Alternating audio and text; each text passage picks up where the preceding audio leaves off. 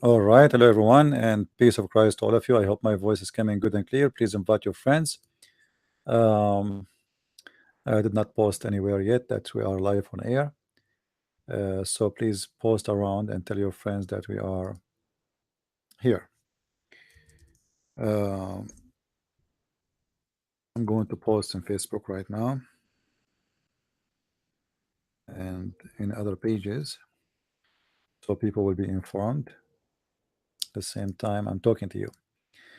Today, our topic is about the Trinity. You see, it's very well known that the Muslims supposedly they reject the Trinity, and Trinity is something totally unaccepted in Islam. And Muslims always they keep saying to us that they believe in religion. It's called Islam, which is religion of Tawheed. But none of the Muslims even can tell us what does that mean exactly. I mean, what Tawheed mean? It's just a plain word, mean nothing. And actually, if you go in details in the Arabic language, you will see it is Tawheed does not mean the oneness of God. Actually, it is the opposite. When somebody says I believe in Tawheed, he just admitted that he believe that there is gods, he want to unite them. Gods. You see, in the Trinity, we don't believe in gods, we need to unite them. We believe in one God. When the Muslims they say they believe in Tawheed, Tawheed is a word in Arabic mean unification or uniting something. If the God is one, how you can unite the God? I mean, what you will do to him exactly? If he's one, what you will unify what together? You know, like as an example, if I want to say the American they met and they decide to do Tawheed to America, that is simply I'm saying they decide to unify and make a United States of America. As simple as that. So when a Muslim he says to us he believe in Tawheed, obviously the one who choose that word is a donkey. He don't speak Arabic very good, and it cannot be really something coming from someone he speak a good Arabic. Same time, if we look in the Quran, we will not find even the word. I mean, where is the Tawheed? The Muslim will say to you, well, where we can find the word Trinity in the Quran, in the Bible, as an example. Well, we can find it, you know, because Trinity is just a symbolic word. People they used to use to say to let us say to give a definition, an easy definition, what Christianity believe. That's all. Otherwise, we do not need the word Trinity to believe in the Trinity. Trinity is just a phrase used today in this world, and you know, before nobody even use it. It's not necessarily depend on the language. Like in Arabic, I never use, you know, we never use this word Trinity. What Trinity? You know, we never use it. You know, we have the you know the word in Arabic we use the word al-thaluth, al-thaluth al-quddus. The thaluth is simply from the word three, but we never use the word Trinity the same as in English, an example. But the meaning, the definition, everything is different, and it's very easy to explain and very easy to understand what Christians believe in. But when a Muslim he say he believe in Tawheed, that's very confusing. What do you mean you believe in Tawheed? What Tawheed is exactly? So today we are going to talk about this, and my Skype is open for any Muslim he would like to call us anytime he wish. Any Muslim would like to call us, please feel free. Only Muslims. I will not take calls for now, at least from anyone except Muslims, if you don't mind. And the reason we want Muslims to call, because we want you to hear the other side of the story. You see, Muslims they always like you to hear one side of the story. This is why in the Middle East we cannot talk, we cannot even debate Muslims. The second you answer a Muslim, let us say a Muslim he said to you Christianity is false, and you are a person who live in Pakistan, and you say to him no, Christianity is not false, your religion is false. The second you say that, you go to jail, and mostly they will execute you. So because Islam by nature is not a friendly religion, it is a demonic, violent religion. The second you don't agree with them, it's the same second they will do their best to shut you down, and mostly by killing you. Uh, I saw many Muslims saying to me, why you don't show your face? Why you don't show your face? First of all, I don't show myself for many reasons. I go to Islamic countries and nobody knows about me. If I show my face, I will not be able to enter Islamic countries, and I will be arrested immediately when I arrive in the airport. So that because Islam is not a good religion. Islam is an evil religion, and they cannot handle you saying something, anything. The only way to stop you is to kill you, to prison you, to jail you. Like now in Turkey, Turkey claimed to be a part of the NATO, but when a priest he said something, they arrested him right away, and he is in jail. And he is an American. So imagine if you are Turkish, they will forget about you. I mean, who's going to talk about you? This guy, he's a priest. They are talking about him just because he's an American. Otherwise, if he is just a normal Christian Turkish, he will disappear. Okay, well, how many Christians have been killed by the Turkish Ottoman Empire through history, and nobody talk about it because Europe today is a government of potatoes, tomatoes, who do business only. They care only for how to import cheap sardine from Morocco, how to get cheap employment from Turkey, how to get all kind of garbage, but they don't really care for something real, something important. Or what they care for, business is the most important. Like now, we talk about refugee. European countries, they try to present themselves that they are the countries who take refugees, right? But the fact, Germany is doing what George Soros wants. George Soros, he wanted cheap employment. He controlled the major businesses in Europe, and England is no exception. And cheap employment is extremely important for those companies and how we can afford them.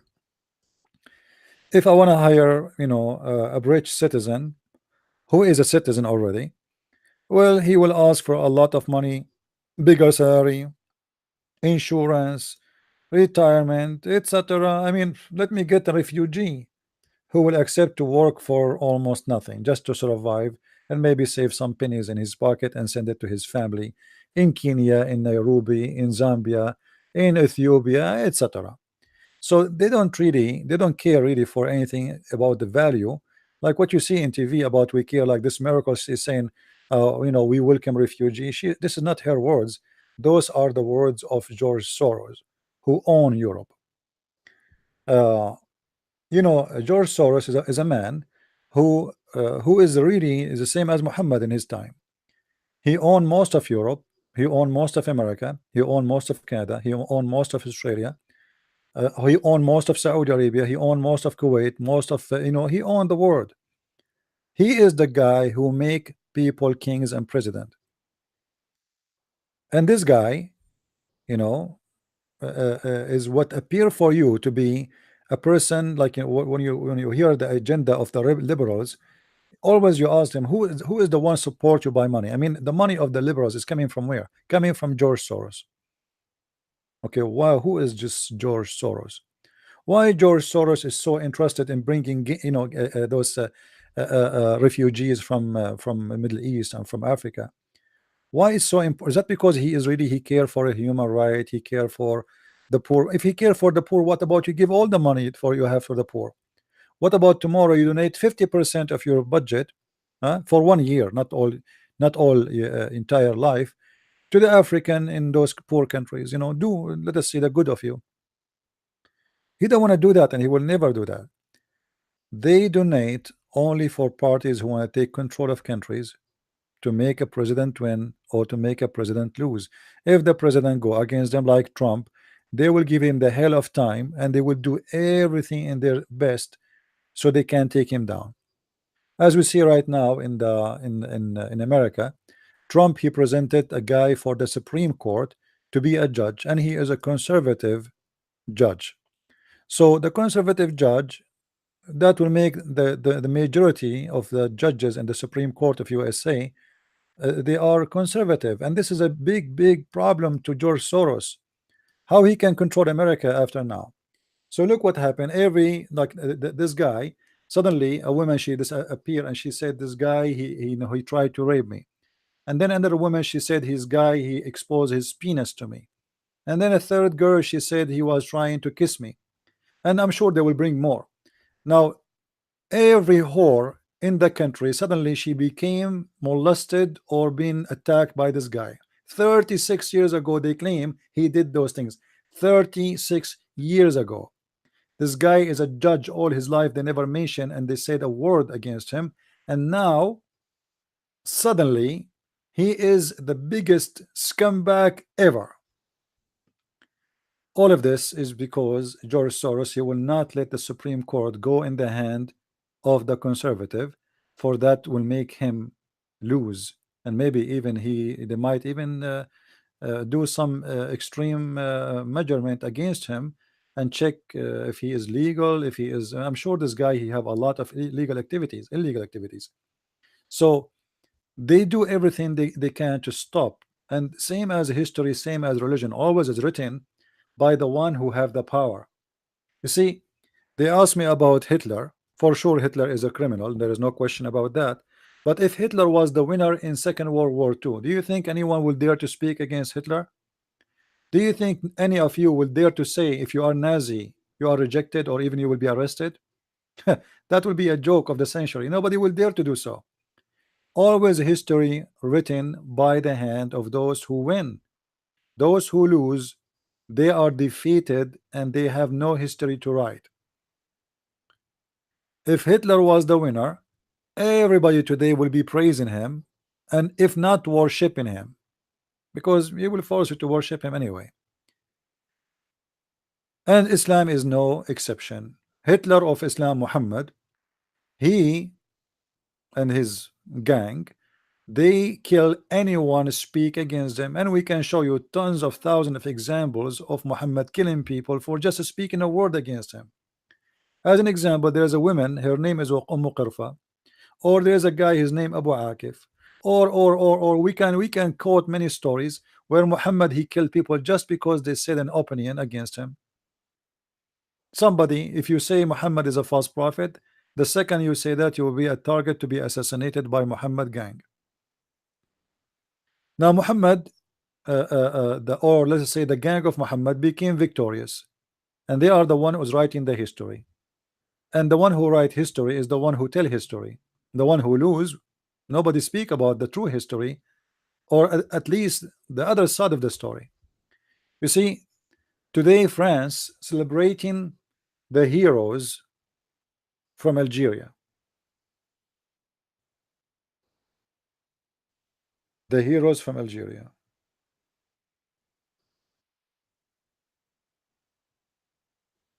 But the heroes of Algeria in France, they are traitor in Algeria. So look, this the two sides of the story. One country is celebrating the Algerian people who joined the French army fighting against the Algerian, calling them heroes. Another country consider them a shameful people who they are betrayed their countries, and if they go there, if they're still alive, they will execute them. Two sides of the story. For one country, they are, they are heroes. For the other countries, they are criminals, and they are people who betray their own people, and which means they brought nothing but a shame to themselves. So always when you hear somebody, try to find the two sides of the story. And this is why I want Muslims to call me, because I want Muslims to present the two sides of the story. We don't want to be the same as the Muslims who like only to hear one side of the story. I don't like that. This is why I encourage Muslims always to call us and we hear them.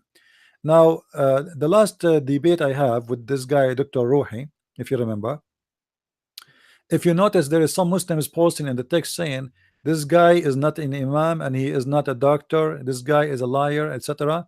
Okay, well, let us say the Muslims are saying this guy is a liar. By the way, this guy, he have a chat room in Paltalk, he's very well known by the Muslims, and none of them he says that this guy is not a doctor and he is not an imam. But because the Muslims always, when they are so much disappointed of debating, or of a debate happened, like if you remember, when I debated Imam al-Husayni, Hisham al-Husayni. Let me see. A poor bird hit my window. I feel sorry for him.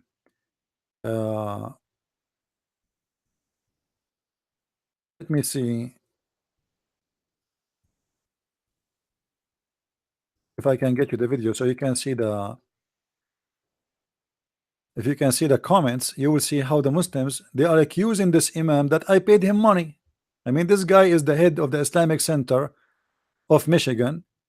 He was a consultant for George Bush, supposedly, the stupid George Bush. I don't know how he hired them. God knows how much money he made from the stupid American government. He is a big sheikh for those Abdul in specifically in Michigan, and suddenly he is being paid by me. Why? Because in the debate I made him shish kebab. The Muslims, they cannot, they cannot be honest and say Islam is stupid. Islam, nobody can defend it. It doesn't matter if this guy al-Husayni or someone else. It doesn't matter who is he. What about you bring me the best you have and let us see if he can do better? Can you?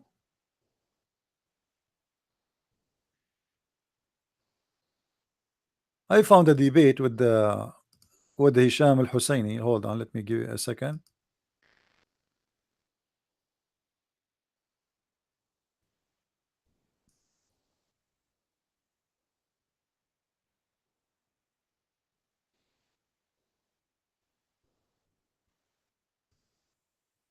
Okay, let's see here. Hisham al-Husayni.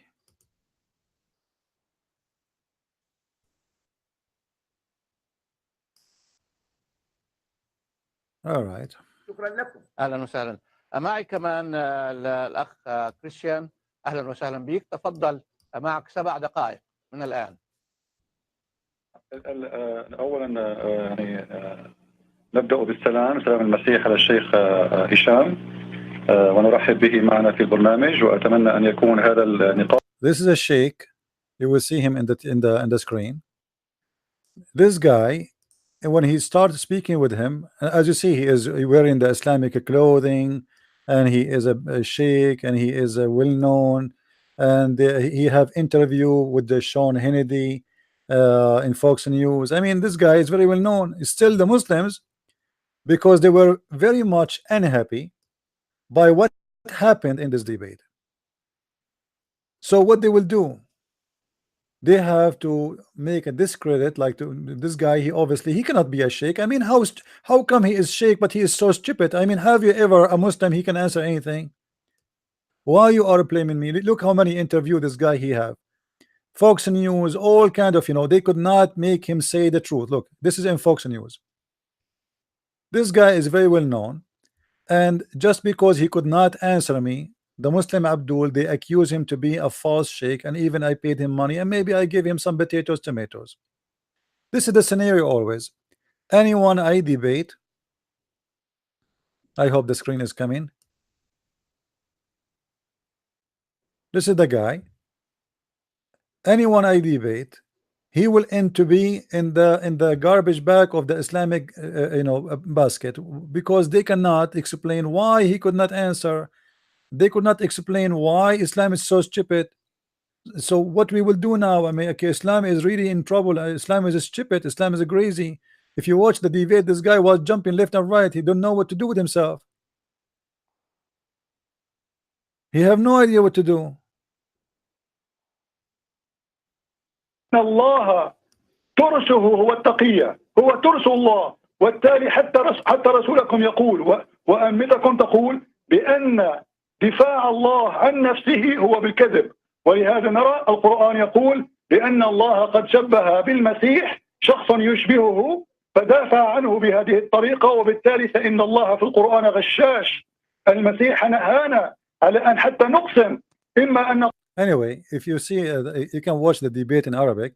You will see how the Muslims, the guy, he is going crazy. He's like, shaking his head. He want to bite himself. He want to beat himself.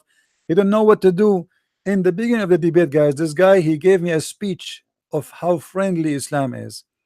We today, thanks to Allah, today we are going to talk, me and you Christians, and we are brothers and sisters. And it happened today in this occasion that the same day Miriam, she was born, like the Muslim, they knew when the day of Miriam she was born, and the same day Fatima she was born, but something like that, I forgot exactly, like about, he spoke about Fatima and Miriam. And you know, like if you hear him, you would think this guy is an angel. After I start spanking his religion, suddenly he said in the debate, they will cleanse people like me, which means they will kill us all, people who like me, and he accused me to be a Zionist.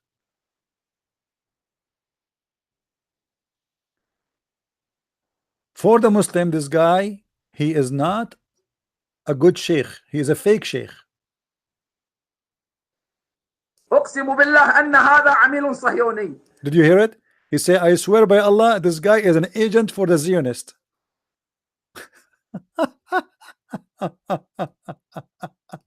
عندك 3 دقائق تفضل.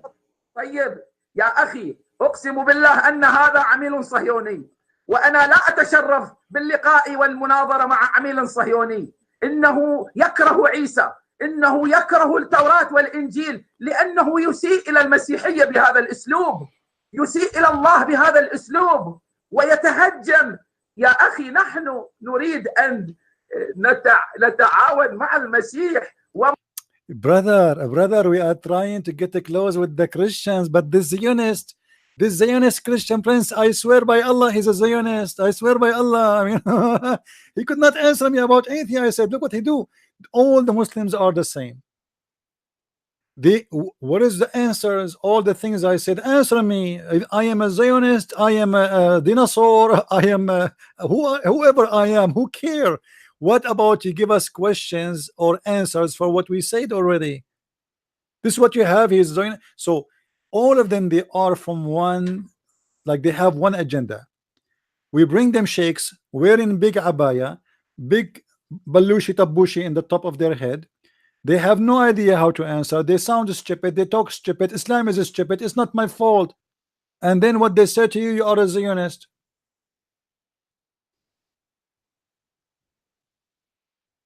And you know, this is one of the funny things, by the way, about things I do.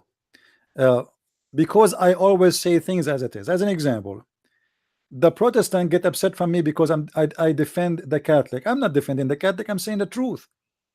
The Catholic, they get upset from me because sometimes I say things they don't like to hear. They say, oh, you are taking the side of the Protestants. So everybody is upset from me. The Protestant, the Catholic, the Muslims, the Jews, everybody. Because the second you start saying things as it is, people get upset. The only way to make everybody happy is to be hypocrite. If you say that pictures and icons and statues are wrong, somebody will be upset. If you say, you know, you just say anything. The second you say the truth, people get upset. And I'm just being fair. I'm saying that this has happened always, not only with Muslims, even Christians. I don't take a side. I don't care if you are a Muslim or not. I say things as it is. And none of you Muslims can answer.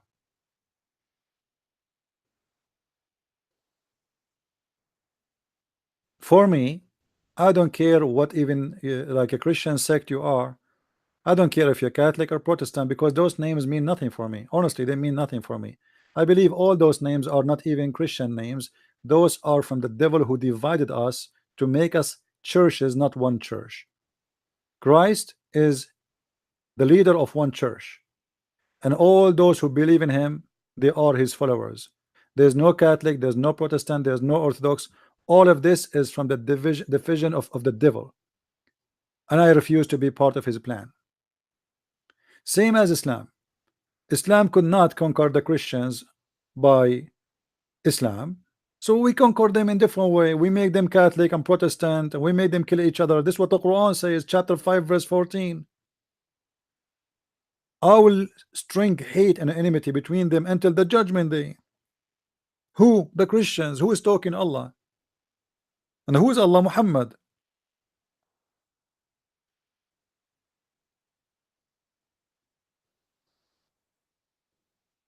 we as a Christians, and when I say we as a Christians, you see people, they, by the way, in America, when you say I'm a Christian, it's mean you are saying you are Protestant. That's not true. You see, Christian is anyone who follow Christ. Christ is not a name for the Protestant or the Catholic.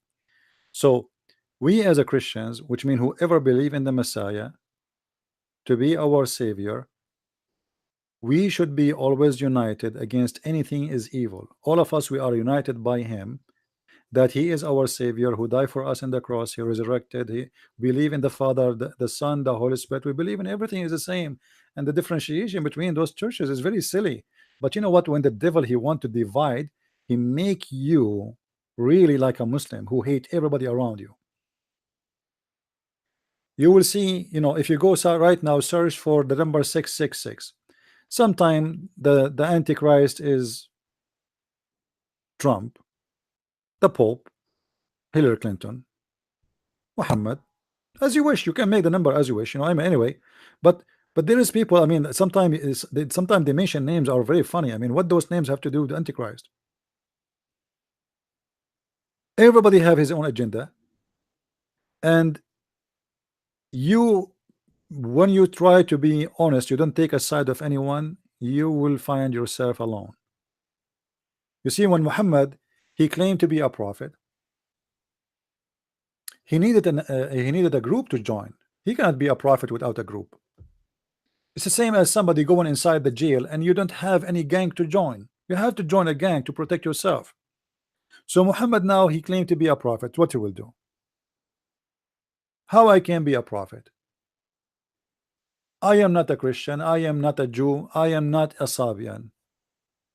So what I will do? Muhammad, he found a very smart solution. I am all of those.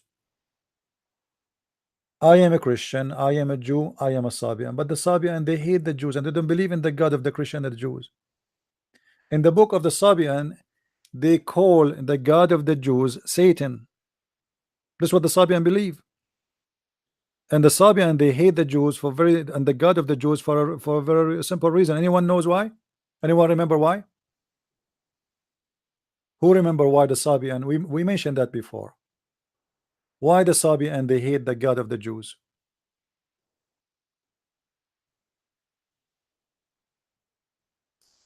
Who remember?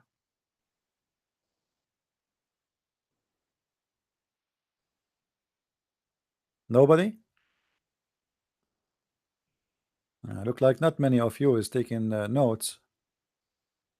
Because the Pharaoh, right? So, you know, the Sabian, you see, many people do not know that the Sabian, they used to be one of the biggest religions. Actually, they are the biggest religion in the old, let us say, in the ancient land, which is like Middle East and Egypt and etc. And the Sabian believed that the Pharaoh himself was a Sabian. So when the army of the Pharaoh crossed the sea after Moses, and then the God of Moses destroyed the army of the Pharaoh, that is what make the Sabian hate the God of the Jews, because he destroyed them, he destroyed their army. So the Jews are an enemy for the Sabian. They hate them, they pray even against them. Muhammad, when he came to exist, he found around him three groups. He found Jewish, he found Nasara, not Christians. Nasara, it's a Christian cult like Jehovah's Witnesses, and he found Sabians. Those are the biggest three groups around him. Now, for the sure, the Jews are not really big, you know, nothing, for a very simple reason. Judaism is not based in conversion, which means you can't convert to be a Jew. You know, you cannot. Now you see some groups today, because the Jews, they are shrinking by number, they are accepting people to convert, but in fact they never did that. You know, this is not really part of Judaism. To be a Jew, you have to be born of a Jewish mother and a Jewish father, but specifically a Jewish mother. So it's like something you inherit by birth more than something you can convert to. You cannot convert to be a Jew.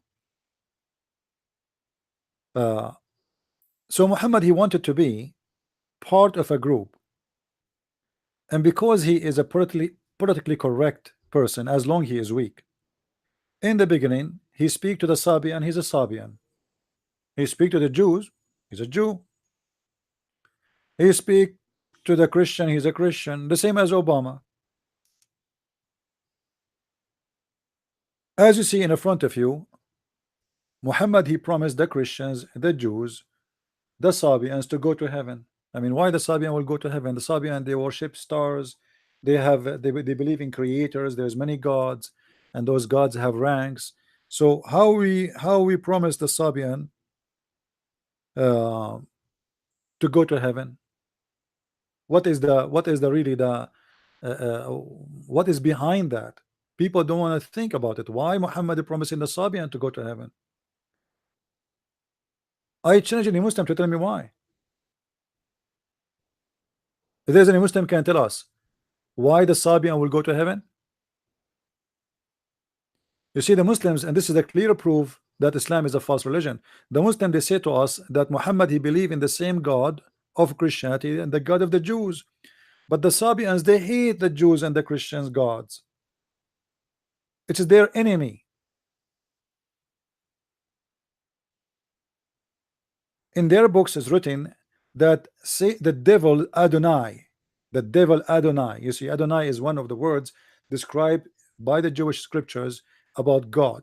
Adonai, the same as you say Elohim. So Adonai, the God of the Jews, who taught them to do circumcision, this is an act of the devil for them. You see, the Jews are devilish people. Why? Because they do circumcision. So it's something disgusting they do. The Sabian, they made fun of the Jews for doing that. You must be a devil to do that. So how Muhammad, he accepted the Sabian to be part of heaven? What will it grant a Sabian to go to heaven? If there's any Muslim listening,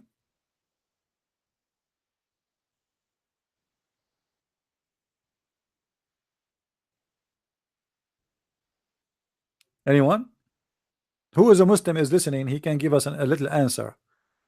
What really is the reason for the Sabians to go to heaven? What they did exactly, what they believe in, what they share with Islam to make them believe, or to make them consider to be believers.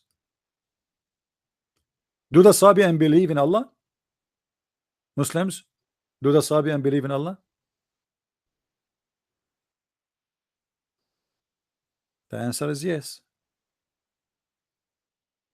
Muhammad is a Sabian, and Allah is a word used by the Sabian too. But Allah is one of the gods of the Sabians. The Sabian believe in many gods. You see, in the Arabian Peninsula, every territory, they have their own god. So as an example, in big territory in Europe, they used to worship the sun god. The sun. Okay, now we have the sun in Europe. Let us open a map. Hold on. Give me a second.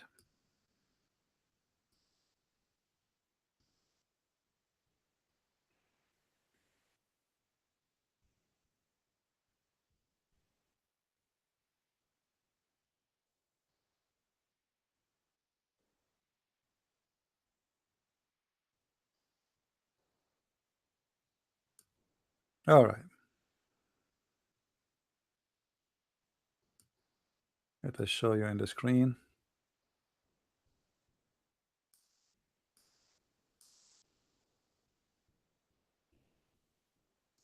Okay. In those territories where the sun is real, where the sun is beloved, where the sun is needed, to make it simple, everyone believe in the God which he like. So in those countries where the sun usually does not appear much, people miss it, they love it, so they worship the sun. In those countries where the desert is the major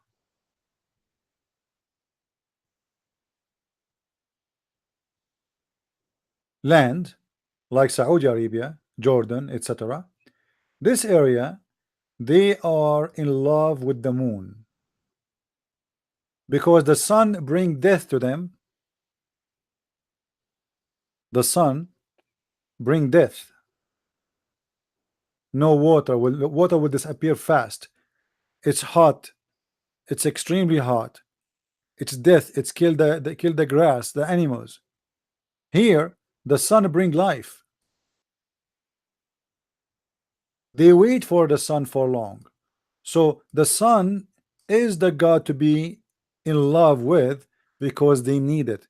Here, the moon is the God they need. They do not need the sun. They are sick of the sun. So what people used to believe that there is sun God and moon God. And you know, the Muslim, they will say to you, as I saw like the idiot, what his name? I forgot his name. Dr. White. Dr. White, because he is a smart, very smart person, he said, how, you know, a person asked him how Islam believe in the sun, in the moon God. He said to the guy in the church, he said, how the Muslim believe, you know, in the moon God, but the Quran says don't worship the moon. Huh? I mean, what's wrong with you? Why, you know, don't believe in those lies. The Quran says don't worship the moon. But who said if you worship the moon God, you are worshiping the moon, you idiot? The moon God is not the moon. The sun God is not the sun. You see, when Muhammad was reciting the chapter of An-Najm,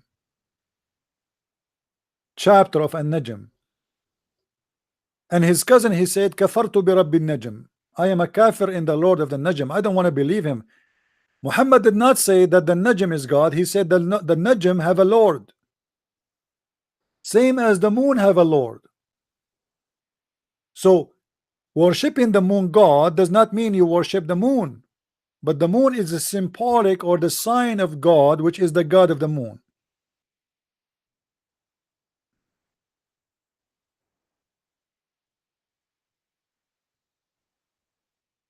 Don't listen to people who have no education, even though they have a PhD, because PhD sometimes is a sign of being stupid, not a sign of being smart. And to be honest with you, I never spoke to someone who have a PhD. He can have an answer for anything, because those people they try, you know, they hide behind the degree they earn in university, but the degree have nothing to do with knowledge. It is a degree to earn by making certain search and certain study, and you have to be accepted by a certain person, and maybe he's a donkey too, and he think you are a big guy, so he give you a PhD. PhD is not a reason to believe that someone is knowledgeable about what he speak about.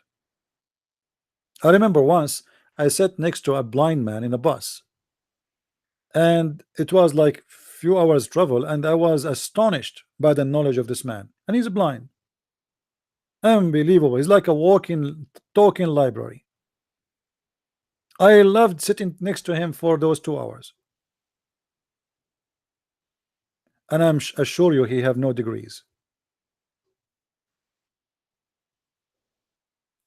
So to go back to the topic, which is about the Trinity in Islam, if you look in the Quran, you will see Muhammad, he focused on something, that Allah or Allah is the Lord. Okay, where is this Lord is located?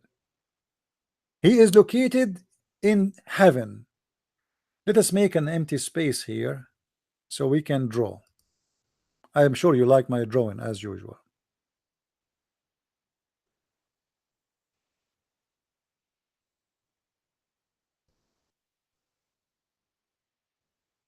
Or maybe we should go to Google Earth. Yeah, let us go to Google Earth. Give me a second.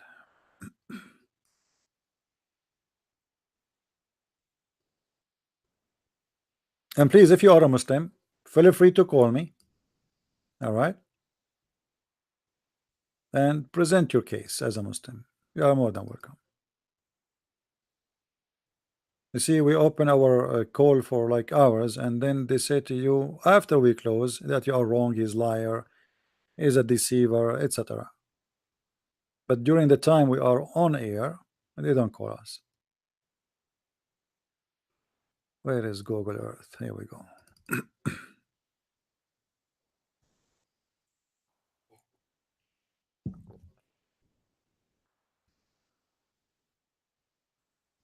All right.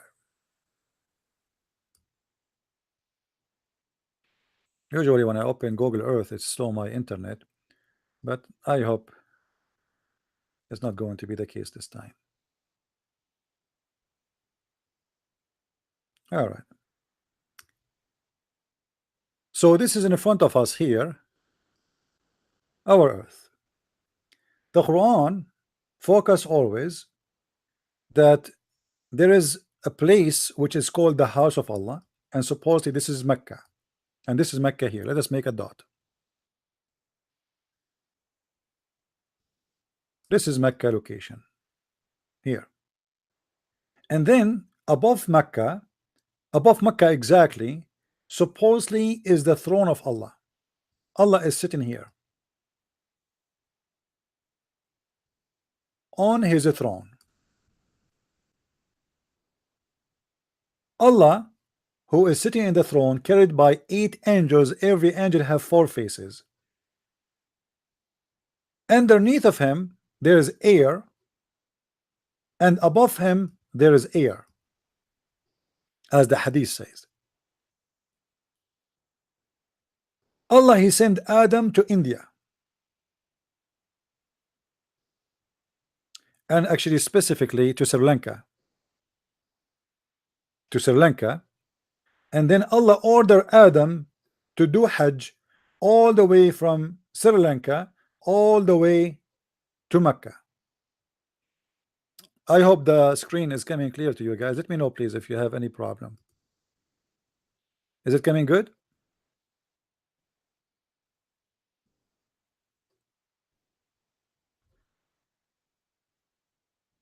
Now Muslims, they keep saying to us that Allah never and Islam never accept the Trinity. But look what happened. Which Muslims, they agree 100% with it. Allah is up. Allah, he sent an angel, his name is Jibreel. He sent him down from the sky to this location. Now let us make it blue.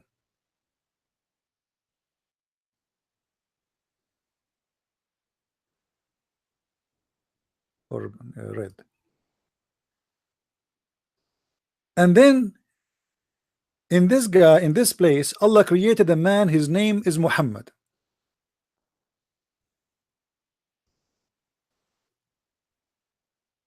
His name is Muhammad.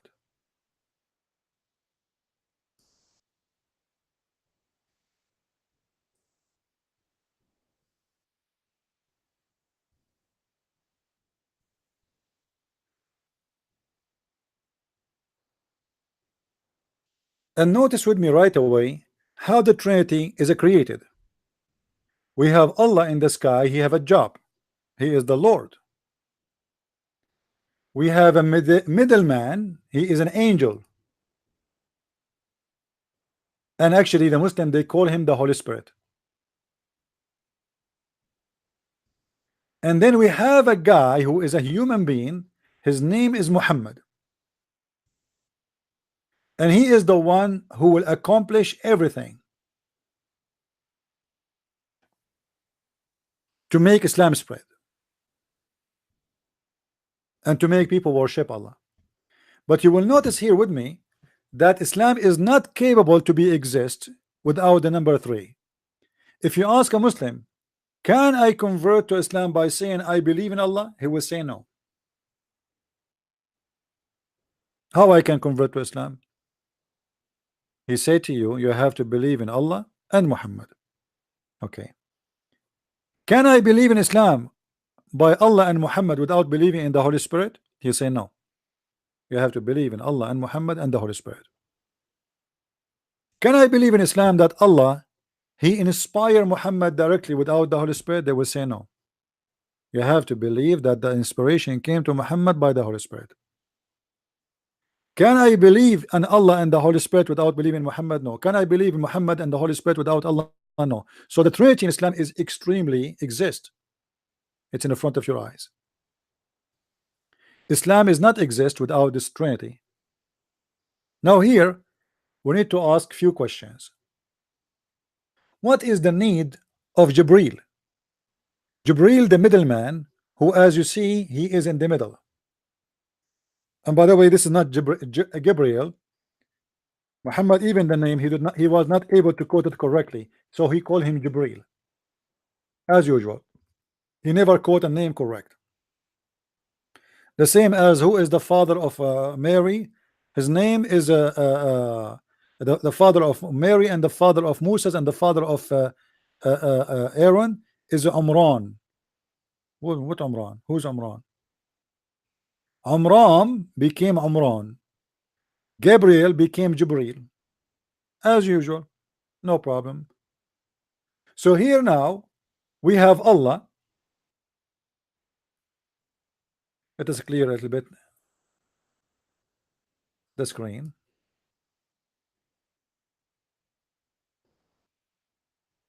We have Allah.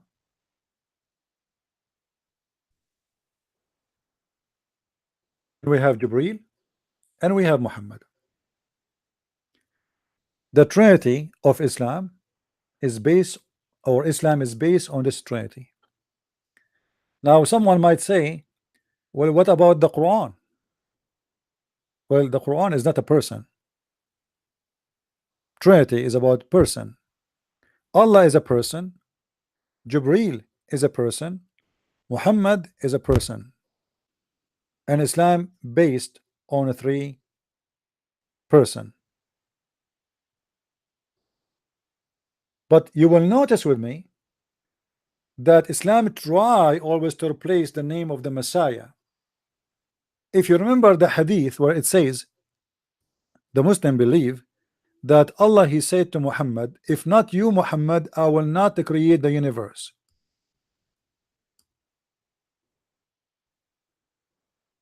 If not you, I will not create the universe. So Allah did not create the universe for any reason except for Muhammad. The reason for you to exist, me and you, is very simple, that Allah, he wanted to create something for Muhammad.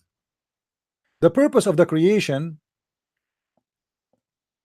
for the whole universe is one person, his name is Muhammad, as you see. And that is exactly what we learn in the Bible about Jesus. By him and for him everything was created. The difference here, by Allah and for Muhammad, everything here is created. Are you getting the idea? Where in the Bible it says by him and for him everything is created? Who can remind me? Which verse? By him and for him. That is about Jesus. Muhammad, he is just another cult like Jehovah's Witnesses. He tried to replace the Messiah. In fact, in certain time, Islam speak about Muhammad is as the Messiah.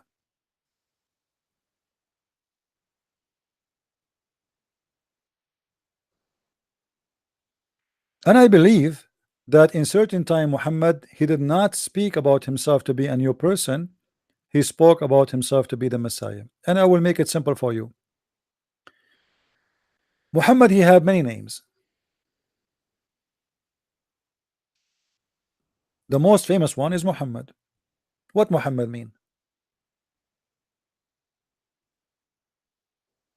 Muhammad mean the praised one. Okay, if Muhammad is the praised one, who is God? Who's God? Muhammad is the praised one.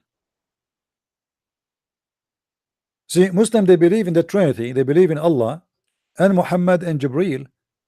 but the praised is one. His name is Muhammad.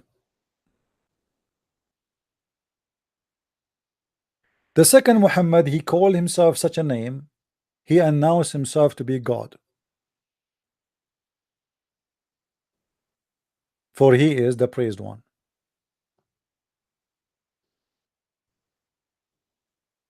And if Allah is the praised too, that's mean Allah is not God too, because I mean, why you may praise Allah? Because Muhammad, he praised him. Allah, he praised Muhammad. The universe praised Muhammad.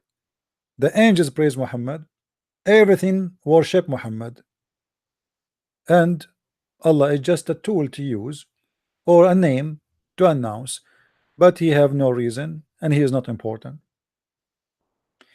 In Islamic countries, if you insult Allah, they will give you 3 days to repent. If you insult Muhammad, they will kill you. There's no repentance. Why? Because Allah is less important than Muhammad.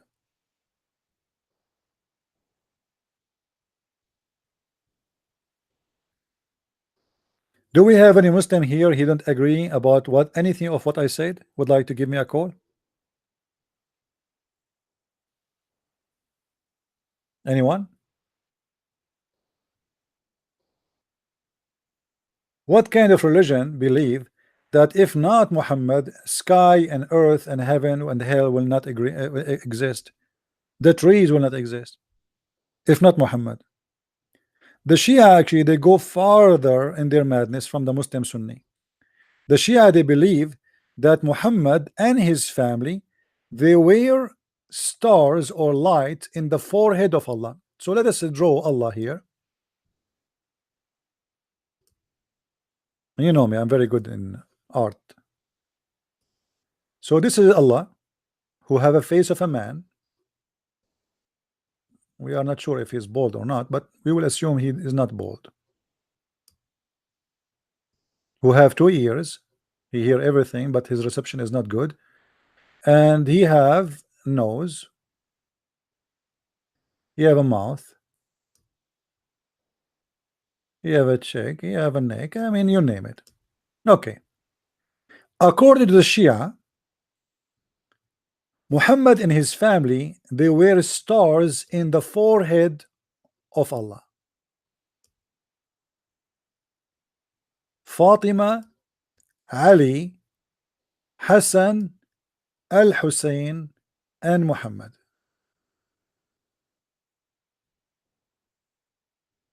They are made of light, and they are not a human. This is what the Shia believe. Now remember, the Shia, they have a you know, they are like the master of taqiyya, and they always, if you ask them, do you believe in this, they will say to you, no, we don't believe in this. But their videos are in YouTube in Arabic, you can watch. There's thousands of them speaking about Muhammad, that he is a light. And I can quote them even in Arabic. I can do even the same exact voice. حبيبي هذول ما هم بشر, هذول مخلوقات نورانية, هذول ما هم بشر عيوني, هذول نور, رسول الله نور, فاطمة نور, الحسن الحسين أنوار, هذول أنوار أخوي, كلهم أنوار. All of them, they are made of nur. And they used to be in the forehead of Allah, and Allah, because of his mercy, he sent from his nur 5 stars. Are you getting the point? This is the Shia. So Allah, he sent from his light, from his nur, light to the earth because of his mercy. He don't want us to stay in darkness. And here nur is not a metaphorical, it is literally nur. Allah himself is a nur.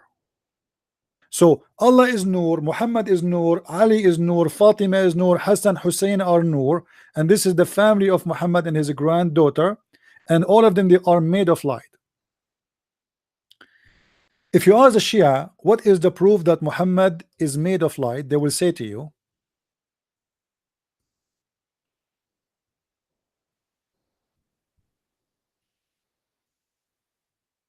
in the Quran.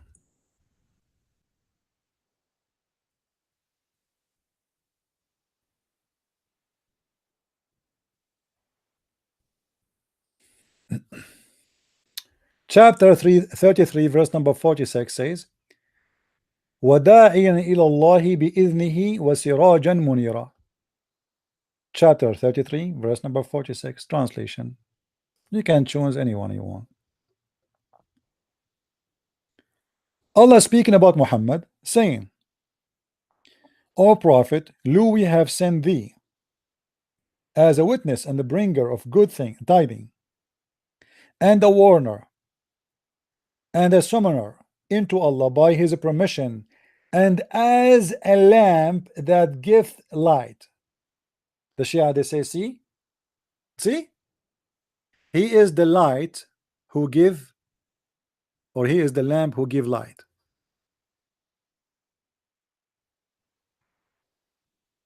It's the Quran. Now here we ask ourselves a very simple question. If Allah is the one who spoke and he is the one who said what is being said there, how God can say such a thing?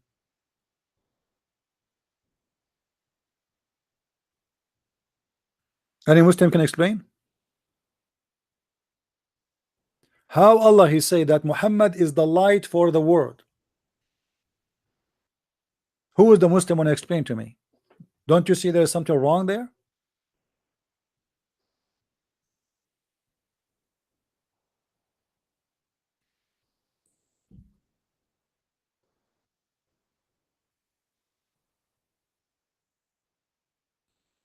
Anyone?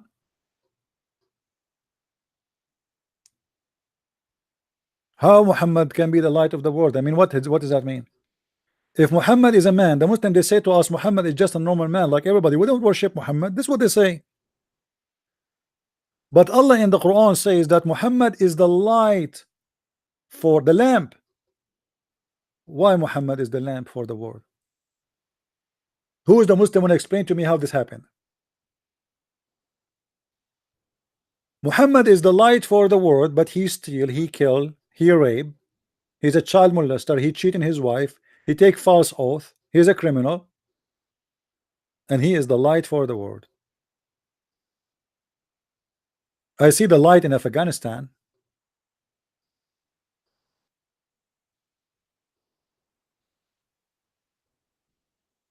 You see, when you say, when the Quran, like, if I give my own translation, the Muslim they will say he is lying. It doesn't say that.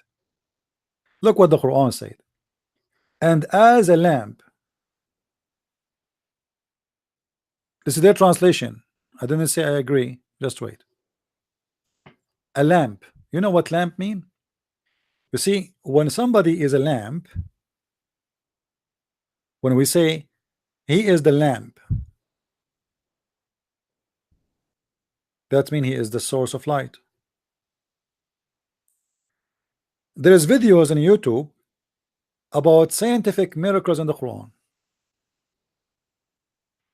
Just to get you the Abdul busted with their lies. When they, the Muslims, they make those miracles, but by doing them, by making them, they expose Islam actually.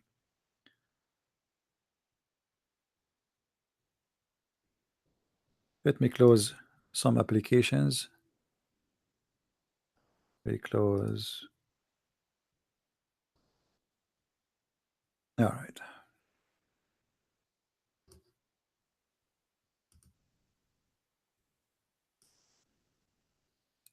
If you go in the Quran, or if you go on YouTube, you search for Allah speak about the light of the sun and the moon as a reflection of the light. This is what they say in the miracle. You can watch it on YouTube. Okay, based on what? Let me search for it. Hold on.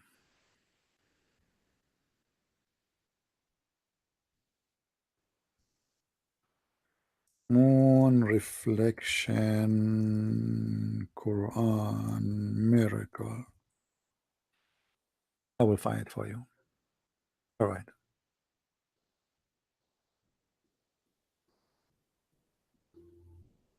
All those here is speaking about how the Quran speak about the sun as a shining light and the moon is a reflect. I mean, the Quran says that, but they say yes. And they use their own translation to prove to you such a thing.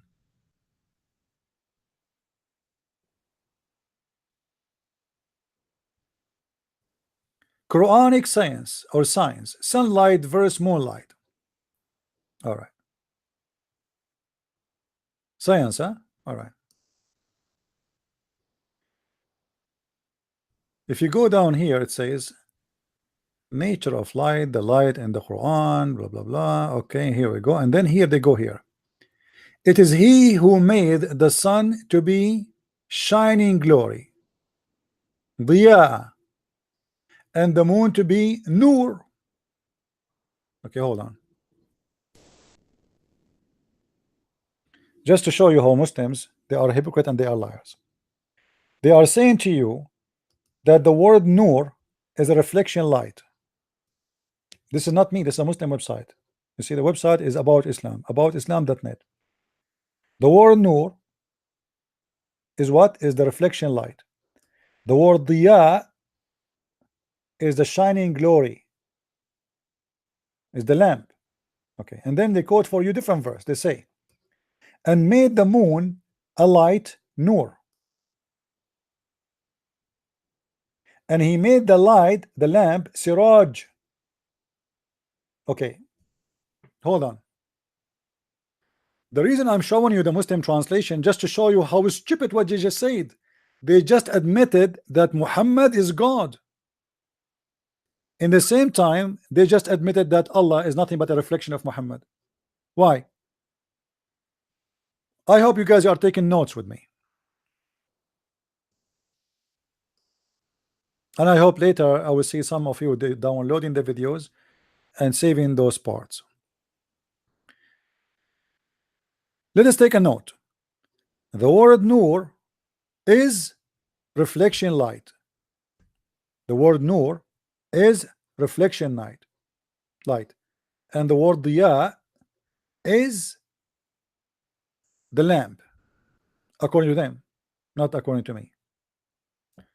Read with me carefully here. If we go down a little bit, it says,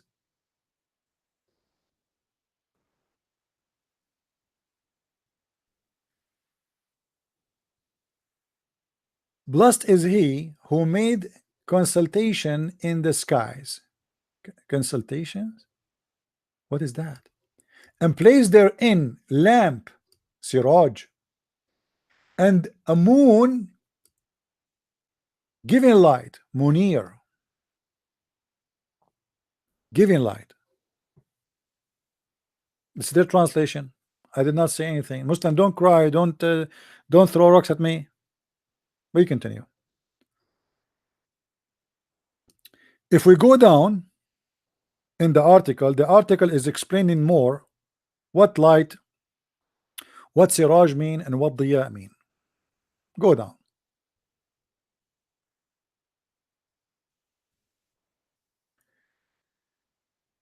Why were different Arabic terms used to describe each light source? In addition, why it is only the sun and not the moon is described as siraj or a lamp? Why? Muslims asking a question, and you know, when a Muslim he gets smart, I mean he break all rules. This is a Muslim, he's getting smart. So why Allah in the Quran he described two different light with two Arabic words, they are not the same? Why he called the sun siraj but he did not call the moon siraj? Conclusion: there were two types of light source, direct source like the sun and lamps, indirect source like the moon and the planets, which drive their light from other source. So now the Muslim trying to make you believe that the Quran, because this is God, he knows everything, he knew that the moon is not the source of light, it's just a reflection of light. So he used the word siraj for the sun. He used the word nur for the moon because it's a reflection, right? I mean, it's obvious. But look how stupid that statement is. Just the verse before that, the one we were talking about Muhammad, do you remember what we were reading there? We were reading the Quran describing one thing as Nur and Siraj in the same time. Remember, the Muslims are the one who said Nur is a reflection, Siraj is the lamp. And this is why Allah, because he's so smart, he speaks Arabic very well, he described the moon as Nur, he described the sun as Siraj. But if we go in this verse here, it says that Muhammad is a lamp, which means a siraj, and he's a light in the same time.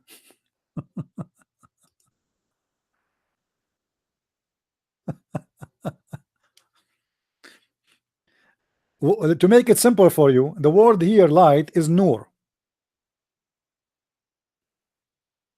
The word here is nur. All right, let's make it in red.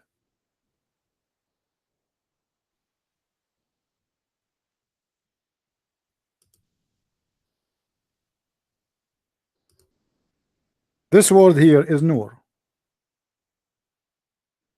Okay. And this word here is a siraj.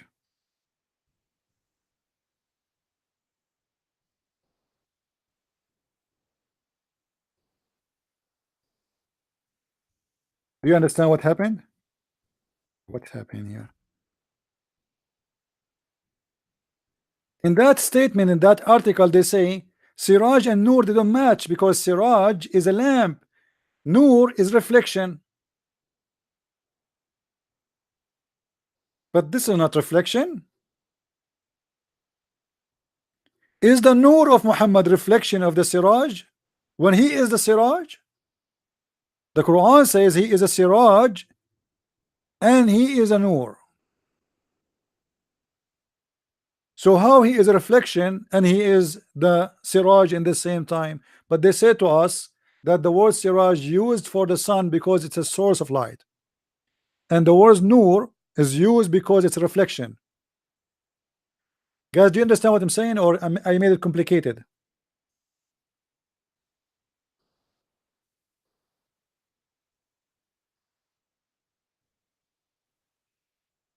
Do you understand what I'm saying, or it became complicated for you? I'm using the explanation in that article about the word Nur and the word Siraj. If we go here in the Arabic, for the Arabic verse, let us switch to the Arabic. This is the Arabic. It says وَدَاعِيًا إِلَى اللَّهِ بِإِذْنِهِ وَسِرَاجًا مُنِيرًا. You see, in the article they say the word Munir. This is Munir. This is Munir. The same word appear in that article. Munir. We can type it with IE, doesn't matter. And this is the word Siraj. Here. Okay. So Muhammad is Munir and Siraj in the same time. But remember, in that stupid article, the Muslims, Abdul, they said that Siraj is a source of light, Munir is a reflection of light. Are we getting now the scam? Anyone get the scam yet or not yet? If Muhammad is both in the same time, that means there's a mistake in the Quran. Because how he is a lamp, which is Siraj, and he is a reflection in the same time. If the word Siraj means source of light, and the word Munir is reflection of light.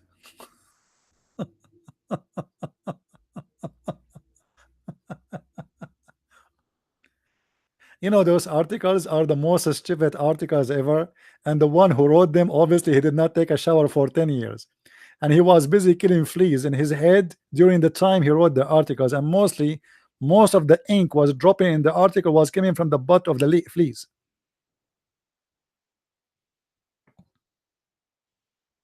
Additional to that, just to get the Abdul busted, the Quran says that Allah is Nur. Allah is Nur. So how the word Nur mean reflection of light if Allah himself is Nur?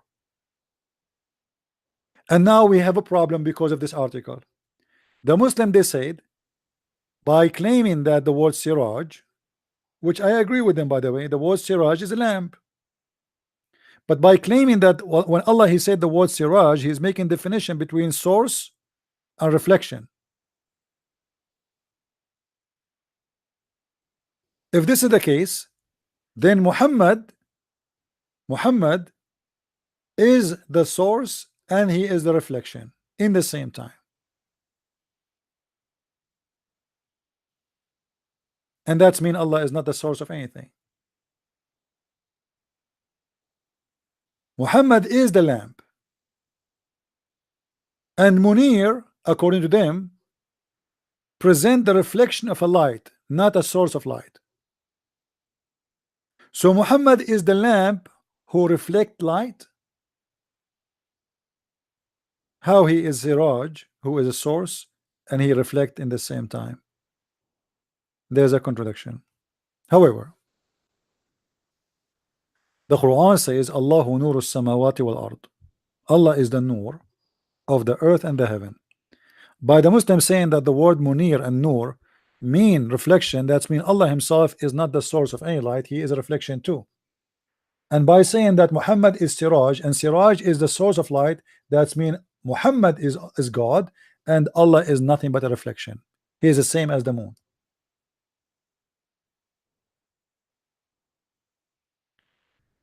Read carefully with me.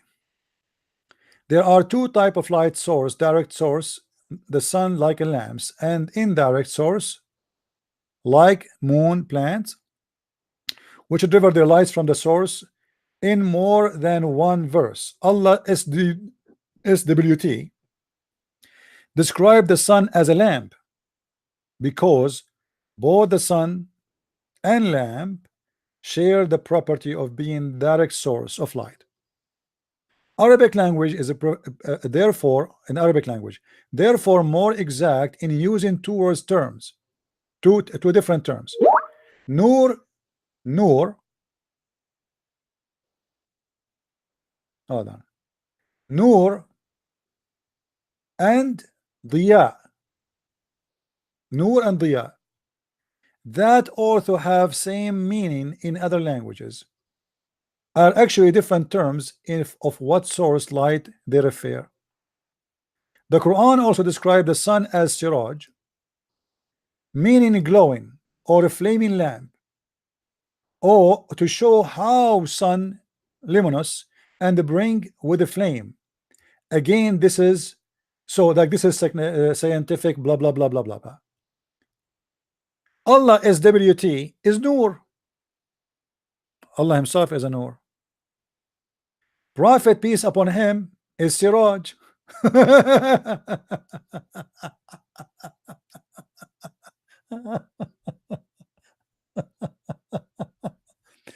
Many atheists, Islamophobes reach hard to refute the authority of the Quran.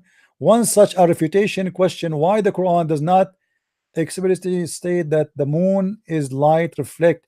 Another argument, and perhaps the most etc. refer is that Quran state that Allah is Nur and that Muhammad is Siraj. See, as we said, we show it to you. They claim that this is meaning that the Prophet is the source of light and Allah, maybe those guys are answering me by the way, and Allah SWT is only reflector. Okay, but this is based on an article. Let's see what they will say.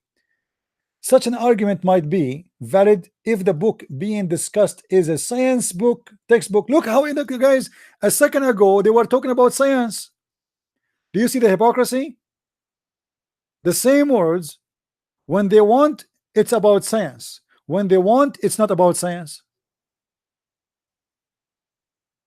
This argument is valid if the book is being discussed is a science book. So why you are the one is saying that Allah, the discovery of science? Aren't you the one saying here, just the 2 lines before, that this is discovery of science? Do you see it? Who is the one who brought this argument to make it about science? Isn't it you?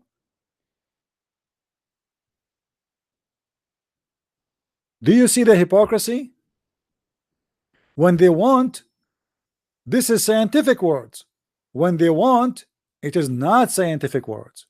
The same exact words. However, for me, I don't really care for this scientific thing, because anyway, it's a scam, and we get it debunked easy. The God of Islam actually is very stupid God, and we prove him to be stupid in a very simple verse in the Quran, that he do not know what is the moon about and what is the sun is about. As an example, Muhammad, he said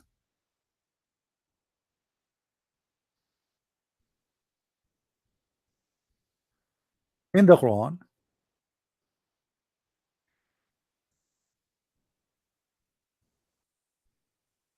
that the night and the day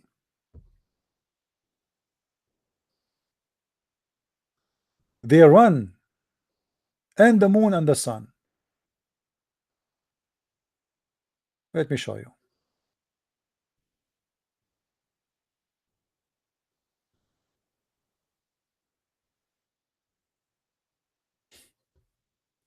There's no God.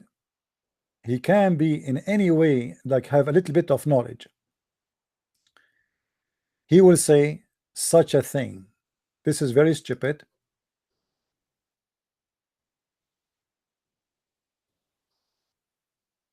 Actually, every verse I see in front of me, I have a mistake, but I want to show you something very clear and very easy. You know, to understand.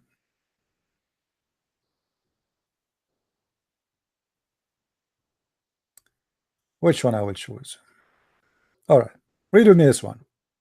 Chapter 21, verse number 33. 21:33.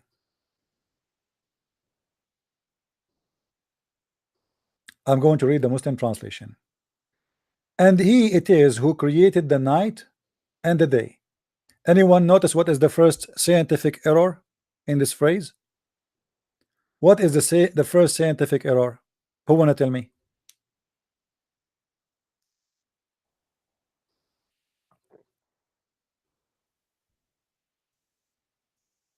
Anyone notice?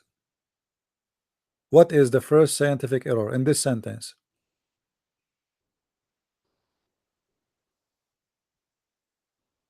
Yeah, he created the night. How you can create the night?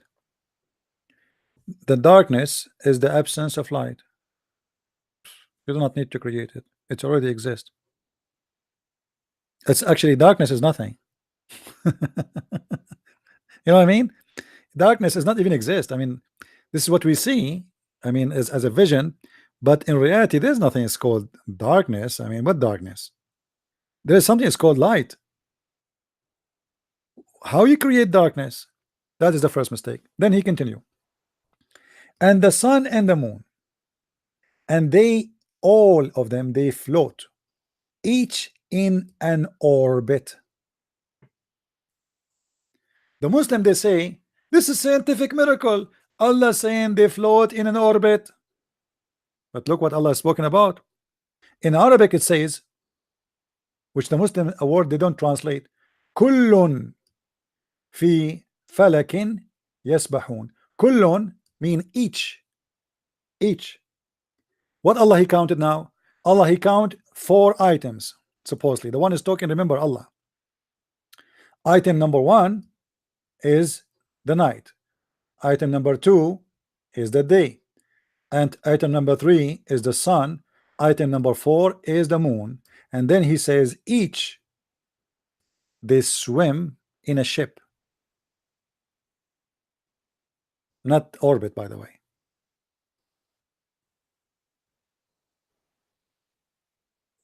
It's a ship, and this is what the Sabi and they used to believe.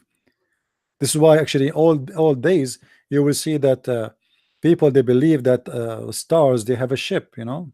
I don't know if you saw those, the old artists for those they do read the future, and they read your, you know, what will happen to you tomorrow. So every star is in a ship, and the Quran claim that all those four, they run in a ship, they swim. Actually, the word in Arabic yasbahun mean swim. They swim, literally swim. All right, if we go to the English translation, let us change the translator.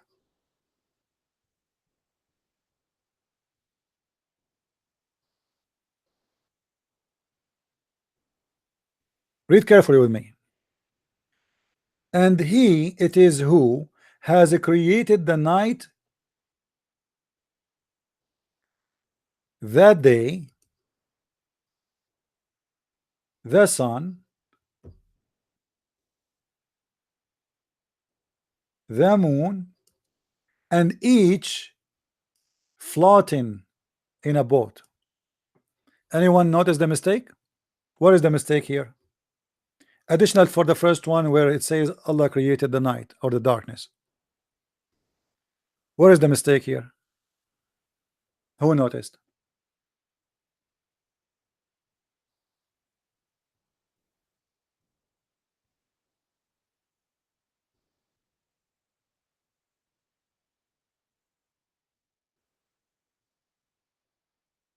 What is exactly? Yeah, the day and the night. You see, the here there is a problem. The Quran added the day and the night, they are swimming, the same as the moon and the sun. In different verse, Muhammad, he said, claiming that this is God, told him the following.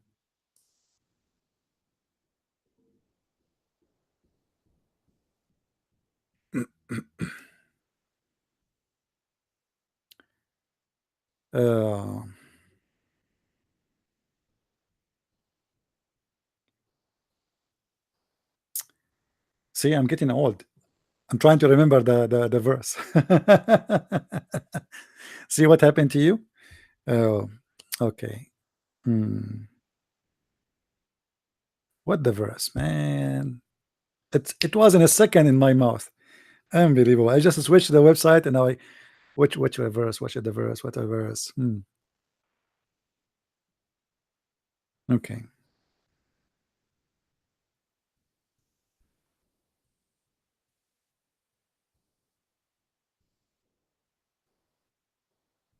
Here we go. Chapter 36, verse number 40. لا الشمس ينبغي لها أن تدرك القمر ولا الليل سابق النهار وكل في فلك يسبحون. Again, the Edith Muhammad is repeating the same mistake. Look what it says here. Chapter 36, verse number 40.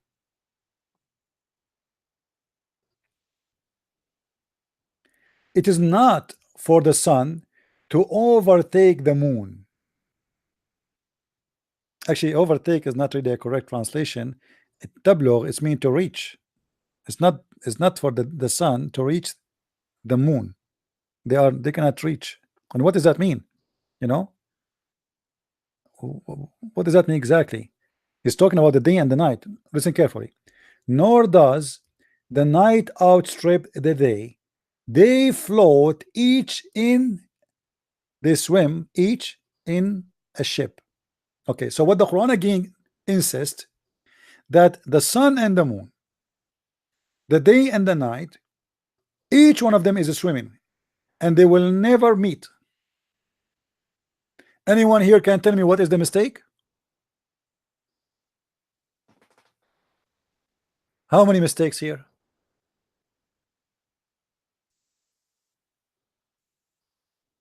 Anyone?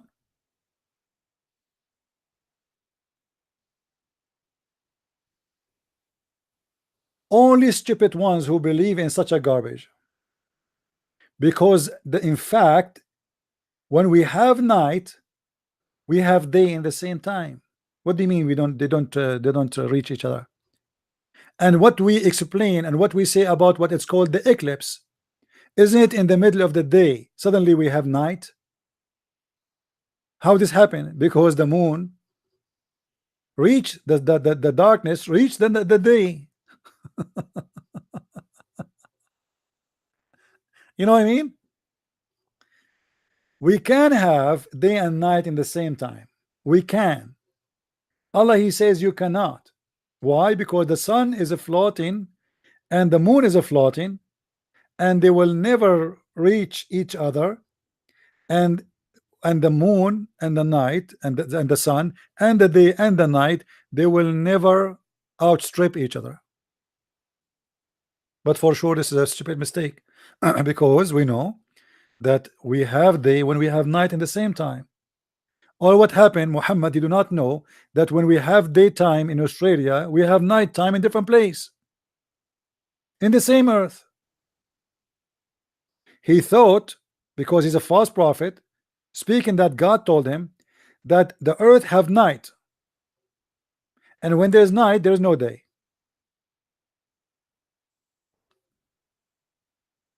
If you go in the Bible, when Jesus speak about the judgment day, you will see Jesus speaking about when somebody is in the field working and someone else in his house is sleeping. But how somebody in sleeping and somebody in the field working? In the field, this is a farmer. At home sleeping, that's nighttime, because it's speaking about the difference of the time. Where while people they are asleep, there's people they are in the field, in the farm. Here the Quran believe that day take over, night disappear, because it's taking different shape. Night come, the moon go. To explain this more, just to show you how Muhammad is a stupid. If we go in the hadith, because the Muslim they might say you are just making a, I mean, trying to explain it the way you like. What about we see Muhammad explaining the verse to understand? Do the sun goes really? Yes, the sun goes. Muhammad he asked one of his companion, do you know where the sun goes? Do you know?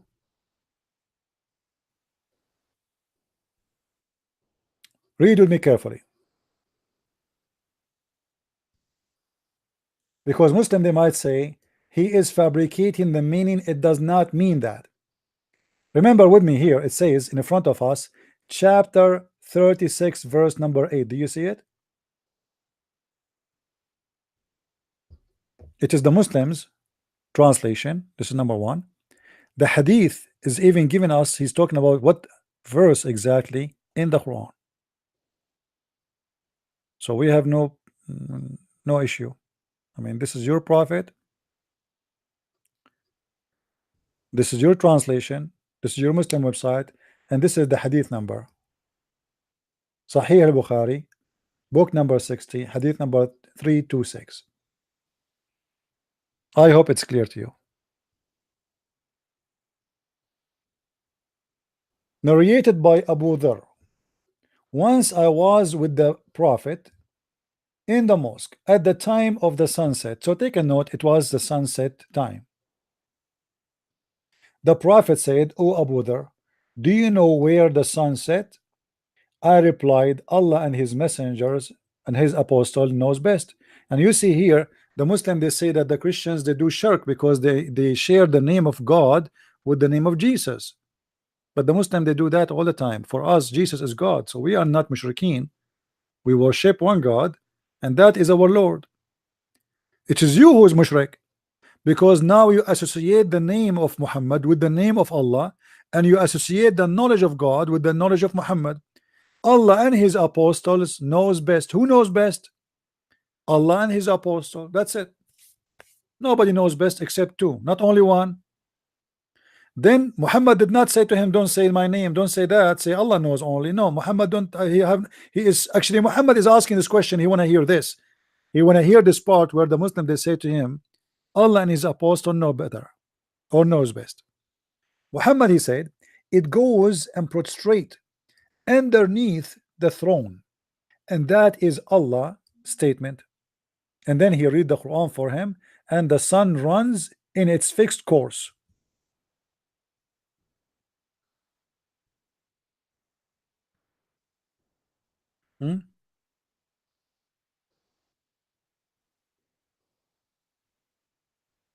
Guys, if somebody have a question, you don't understand of something what I said, tell me.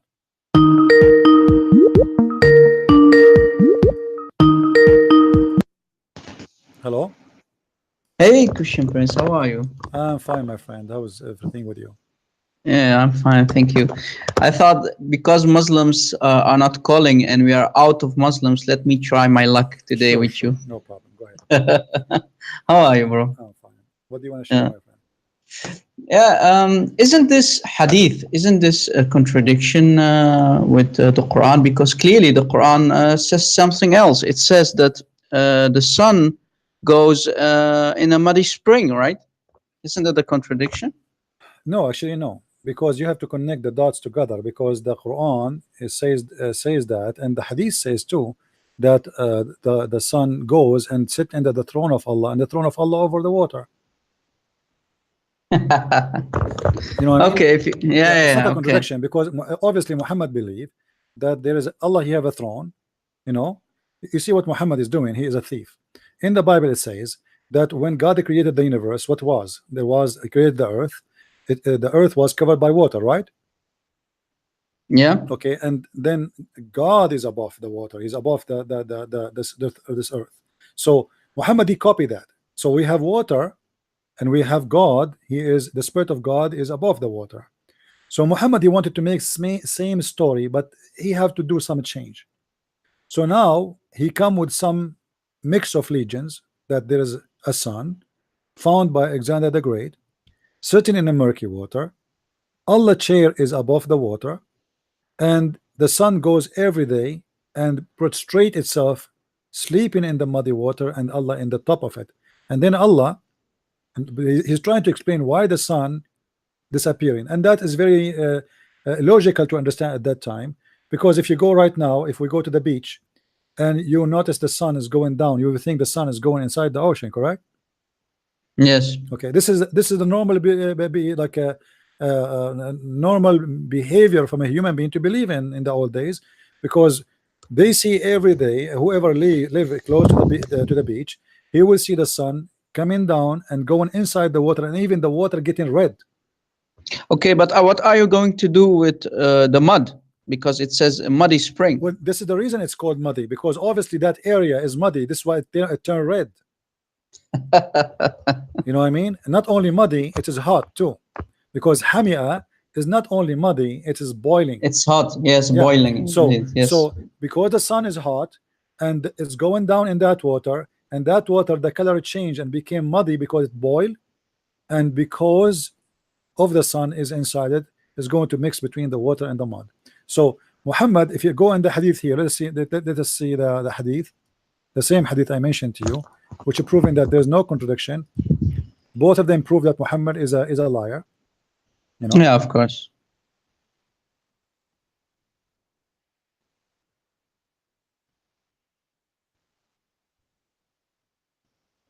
Let's see. Do you see the hadith? Here we go. Yeah.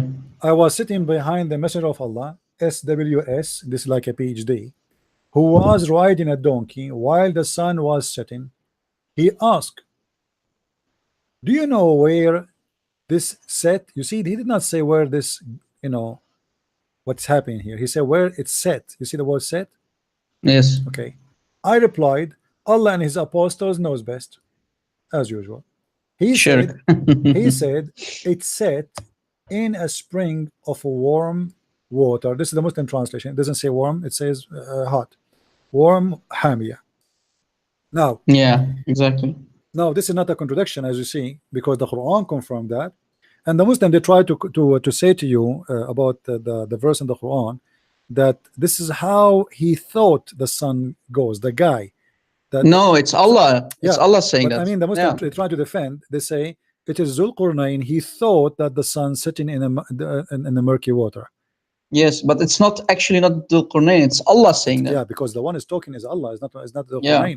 It is Allah Exactly. reporting, because the verse says there, they are asking thee about Zulqarnain. I will tell you some of his story.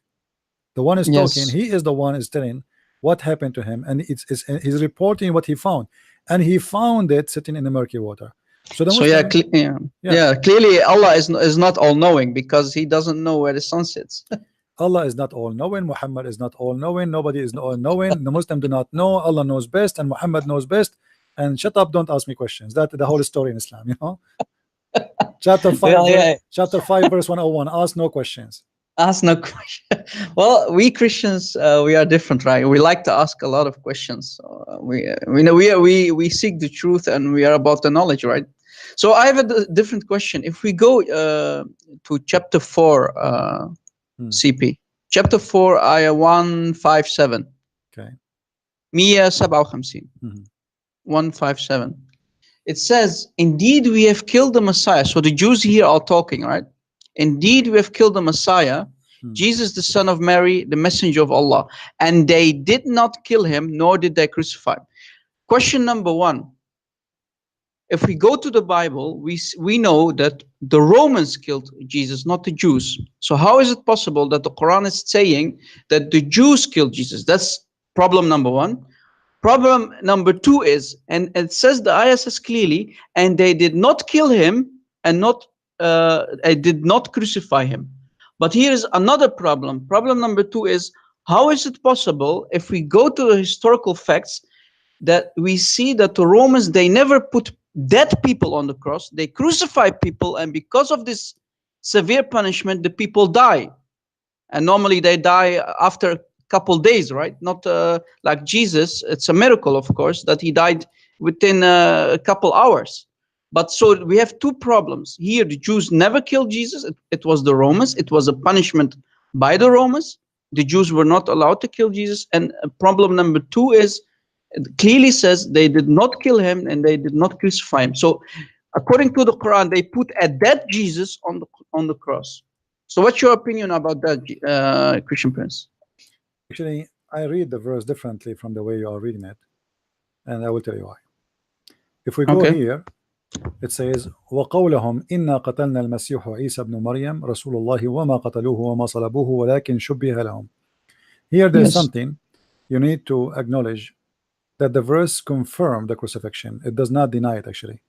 And I will tell you why. Okay, go ahead. When they say that it was made to appear to them, what does that mean? Yeah, as if they saw it, right? Because you had, for example, John, the Gospel of John, who wrote the Gospel of John, Yohanna al-Habib طبعا. And Mary was there, so it's appeared to them, so they knew Jesus, right? So they saw him. So it does not say that it didn't happen. Yeah, so that means the Quran, when it says they did not crucify him, but it was made to appear to them, he confirmed the crucifixion, or what he is saying, that there is someone in the cross was not Jesus. Yeah. Okay, that's mean the Christians are telling the truth and Allah is a liar. Why? Because if I witness for what I saw, how I can be a liar? Yeah, exactly. And this is if this is how he made me see, and this is what appeared to me. So the Christians, when they wrote that Jesus was crucified, they are not lying. The Quran confirmed that they are telling the truth. Yes. According to their vision. And witness are people, those are eyewitness. You cannot blame somebody for telling what he saw, that you are a liar. Else you will get Allahu khairul makirin, right? So Allah is the best of deceivers. So the story here is very stupid, because this is confirmed that the Christian Bible is accurate. Jesus was crucified. All what it says here, that Allah was playing games. He made someone look like Jesus. They killed Jesus, but in fact it's not Jesus, but he looked like Jesus. They thought it's Jesus. They crucified Jesus. They buried Jesus, but this was someone else. Look exactly like Jesus. Now, what is my fault then to believe that Jesus was crucified? If he is the one, if you ask the Muslim who is the one made it appear to us like this, he will say Allah. And CP, what about didn't Allah had any better plans than to make this big a problem? I mean, what plan? I mean, This is there not are a plan. This is a disaster, yeah, because this is not a plan. First of yeah. all, you see, in Islam, You are it's like deceiving 3 billion Christians, right, by this, doing this. the idea of cloning. The idea of cloning. It's a Yeah. very dangerous idea, because simply now, who maybe Muhammad is Muhammad, he said that there is a shaitan, his name is Al-Abyad. He cloned Jibril and he came to him. Okay, so Allah can do cloning, make someone look like Jesus. Shaitan, he can clone Jibril. So now I cannot believe in anyone, because anyone can be cloning anyone. Yeah. What if Jibril, exactly. what if Shaitan, he cloned Jesus and come to us? As long Shaitan can clone, Allah can clone. So how we will know that Muhammad himself is not a clone? Exactly. Maybe But again, maybe Muhammad yeah. is not a real Muhammad. Maybe this is a clone of somebody. Yeah. Maybe Isa is a clone of somebody. Maybe Mary is a clone of somebody. Maybe Musa is a clone of somebody. You know, so the second we start going in this the idea of believing in a clone, and that is a very stupid idea, and that will make people lose their mind, and they will lose their faith too. So here Muhammad is coming with a story based in books which is rejected by the Christians, that it was made to appear to them. It doesn't mean made to appear to them. Like those Christians in the old days, they were saying how Jesus is Son of God, he will be there. Some of them, they said it must be, it made he look, this is his flesh, but God himself will not be crucified. This is what they meant, that what they crucified there, it was the flesh of Jesus, but God himself cannot be killed. So Yes. Muhammad, he took that literally, and he said, oh, it was made to appear to them in the cross, but this cannot be Jesus. But those Christians who believe in that, they believe because Jesus is Son of God, and there's no way God will let his son to be tortured. And this Yes, is exactly. this is rejected by the majority of the Christians. This is just a small cult believe in that. But Muhammad, he Yeah. liked the idea, and this is the idea of the Nasara. He liked the idea, and he made it as it was made to appear to them. So we saw him in the cross, but it was not him in the cross. It was a body, looked like the body of Jesus. Yeah. Muhammad, he took it, he put in the Quran. Yeah, CP, I understand your point of view about this ayah 157, but still, if we're going to read it literally, I agree with you, bro, about your opinion. But still, I have a historical problem with this ayah, because the Jews did not kill Jesus, and the Romans. And if we are going to say it's the Romans still, they don't put dead people on the cross. The people are alive on the cross, and they die after a couple days because of this severe punishment, right? No, So but either way, Jesus, this he was hit by the spear in his chest and he died. You know, that will make his death faster. You know? yeah. But Yeah. no, let me tell you again why I do not agree with you. Muhammad is trying to be a person who copy from the Bible. Isn't it in the Bible the Jews, they said his blood in our hand? Yeah. Okay, and our children's, Muhammad is saying that exactly here. They said we killed Jesus the Christ. The mistake here, Muhammad, he said that they said we killed Jesus the Christ. That is the mistake. That is stupid of him, because the Jews, they will never say that we killed the Christ. They will say we killed Jesus. Yeah. Because the second they say we killed the Christ, that means they killed the Christ they are waiting for. Yeah. The Jews, they are waiting for a Christ until now. They believe he did not come yet. So how they say we killed Jesus the Christ when a Christ is what they are waiting for, and they believe that this person is not the Christ? That is the first stupid mistake. The second mistake, they said he is the messenger of Allah, but the Jews don't believe in Allah anyway. Yes. Number three, they killed him not, nor crucified him, but it was made to appear to them. Okay, they killed him not, nor crucified him. So he confirmed that there's two things did not happen. And the same time, he confirmed that there's two things happen: crucifixion and killing. Yep. They killing what? He said it made to appear to them. And here the question will be about the Quran. This is why the Quran is a stupid book. Okay, let's say I don't have a book. It's called Hadith. We have a Muslim. It's called. Can I take the Muslim, please? Yeah, sure. Go ahead. Hello. Hello. Hello. Are you going to talk? I will hang up. All right.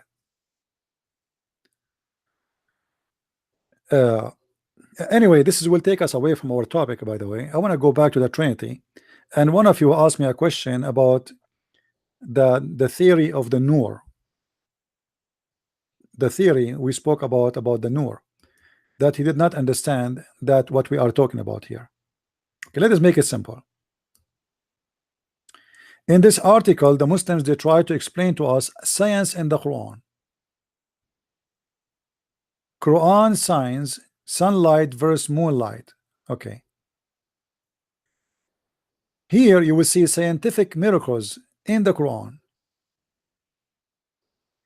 revealing that it contains facts, etc., which is about science. So what the Muslim trying to say, that in the Quran we will find facts about science. And what is the story today? It is about the light of the sun and the light of the moon. Then they go here down and they find verses in the Quran. One is using the word to describe the light of the sun as siraj. Please, the person who asking the question, listen carefully.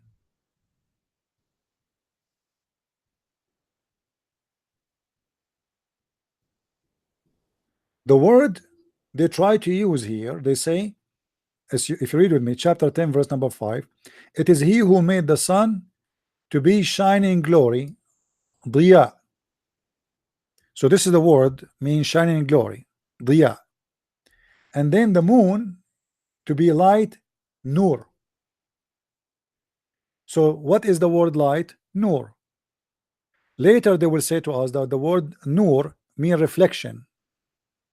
The word diya mean glowing, like, you know, like the sun glowing. And made the moon, this is a different verse, 71:16, a light.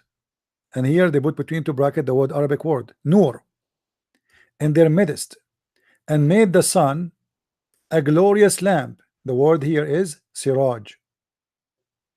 Okay, so now take a note, please, if you to follow with me, the one who don't understand, take a note. The word siraj is a lamp, glorious lamp. Who is the one saying that? The Muslims. The word nur is about the reflected light. Down there they will explain to us. Chapter Al-Furqan.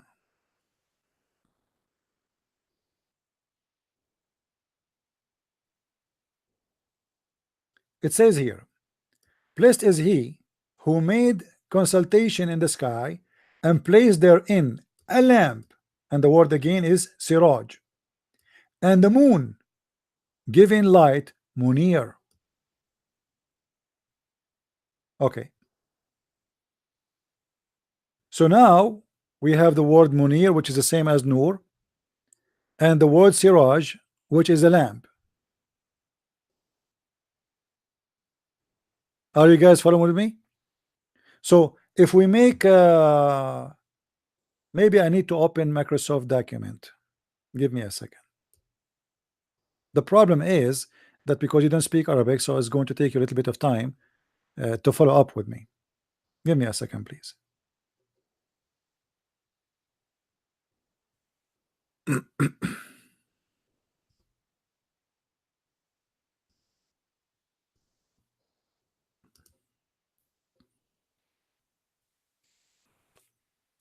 I will open Microsoft document and I will make a table.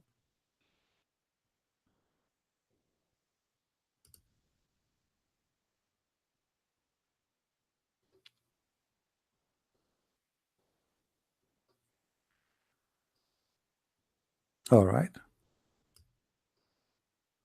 So here,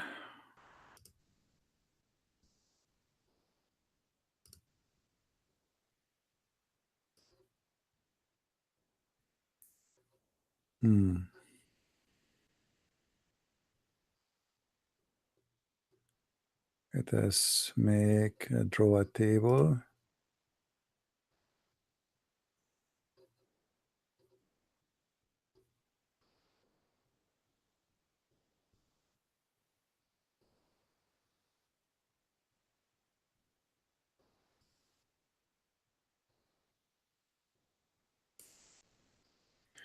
All right. I am going to copy from that website the word they gave us exactly as it is.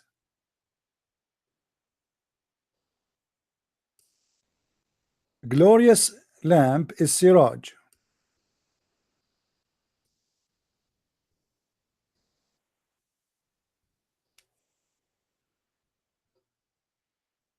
This is for the sun, used for the sun.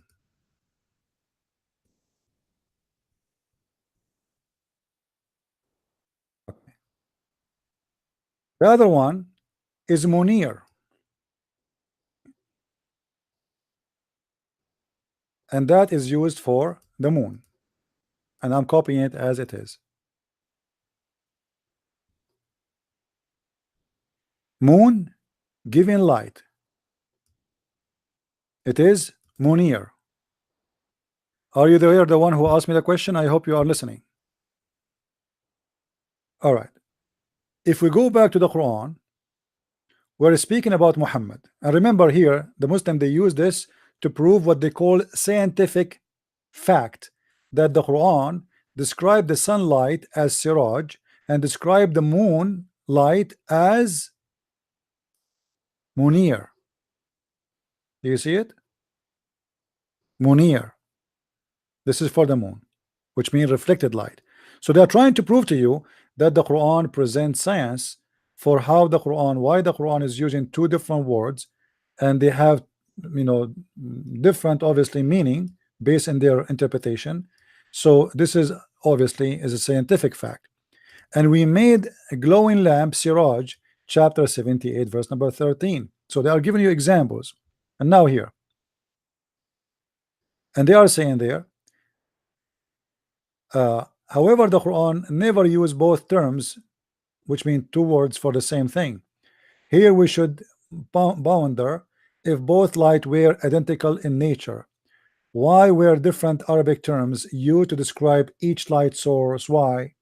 In addition, it is the only the sun and not the moon is described as siraj or lamp. All right, only the sun.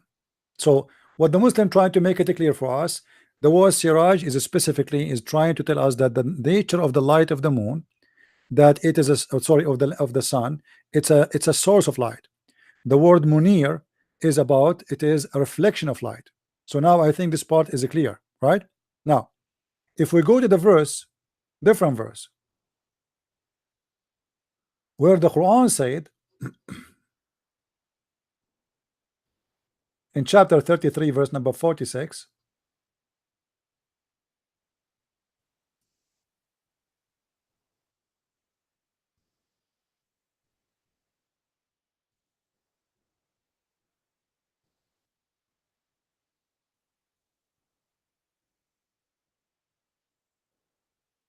this is the Muslim translation, as a lamp spreading light. But in Arabic the story is different.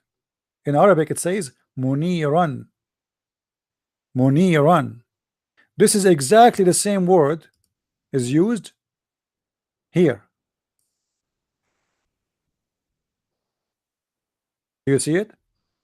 Exactly the same word. In the verse which the Muslim they say moon giving light. If we type in the Quran the word munir. Hello? Assalamu alaikum, how are you? Wa alaikum. I'm fine. Go ahead. We hear you. Who is with me? I'm Alam Khan from Pakistan. Welcome, Mr. Alam. What do you want to say with us? What do you want to share with us? I love to hear you many times. I hear you many times, and I love you too much, my brother. Thank you, my you friend. Open my eyes. You open my eyes, right? So you are a Muslim?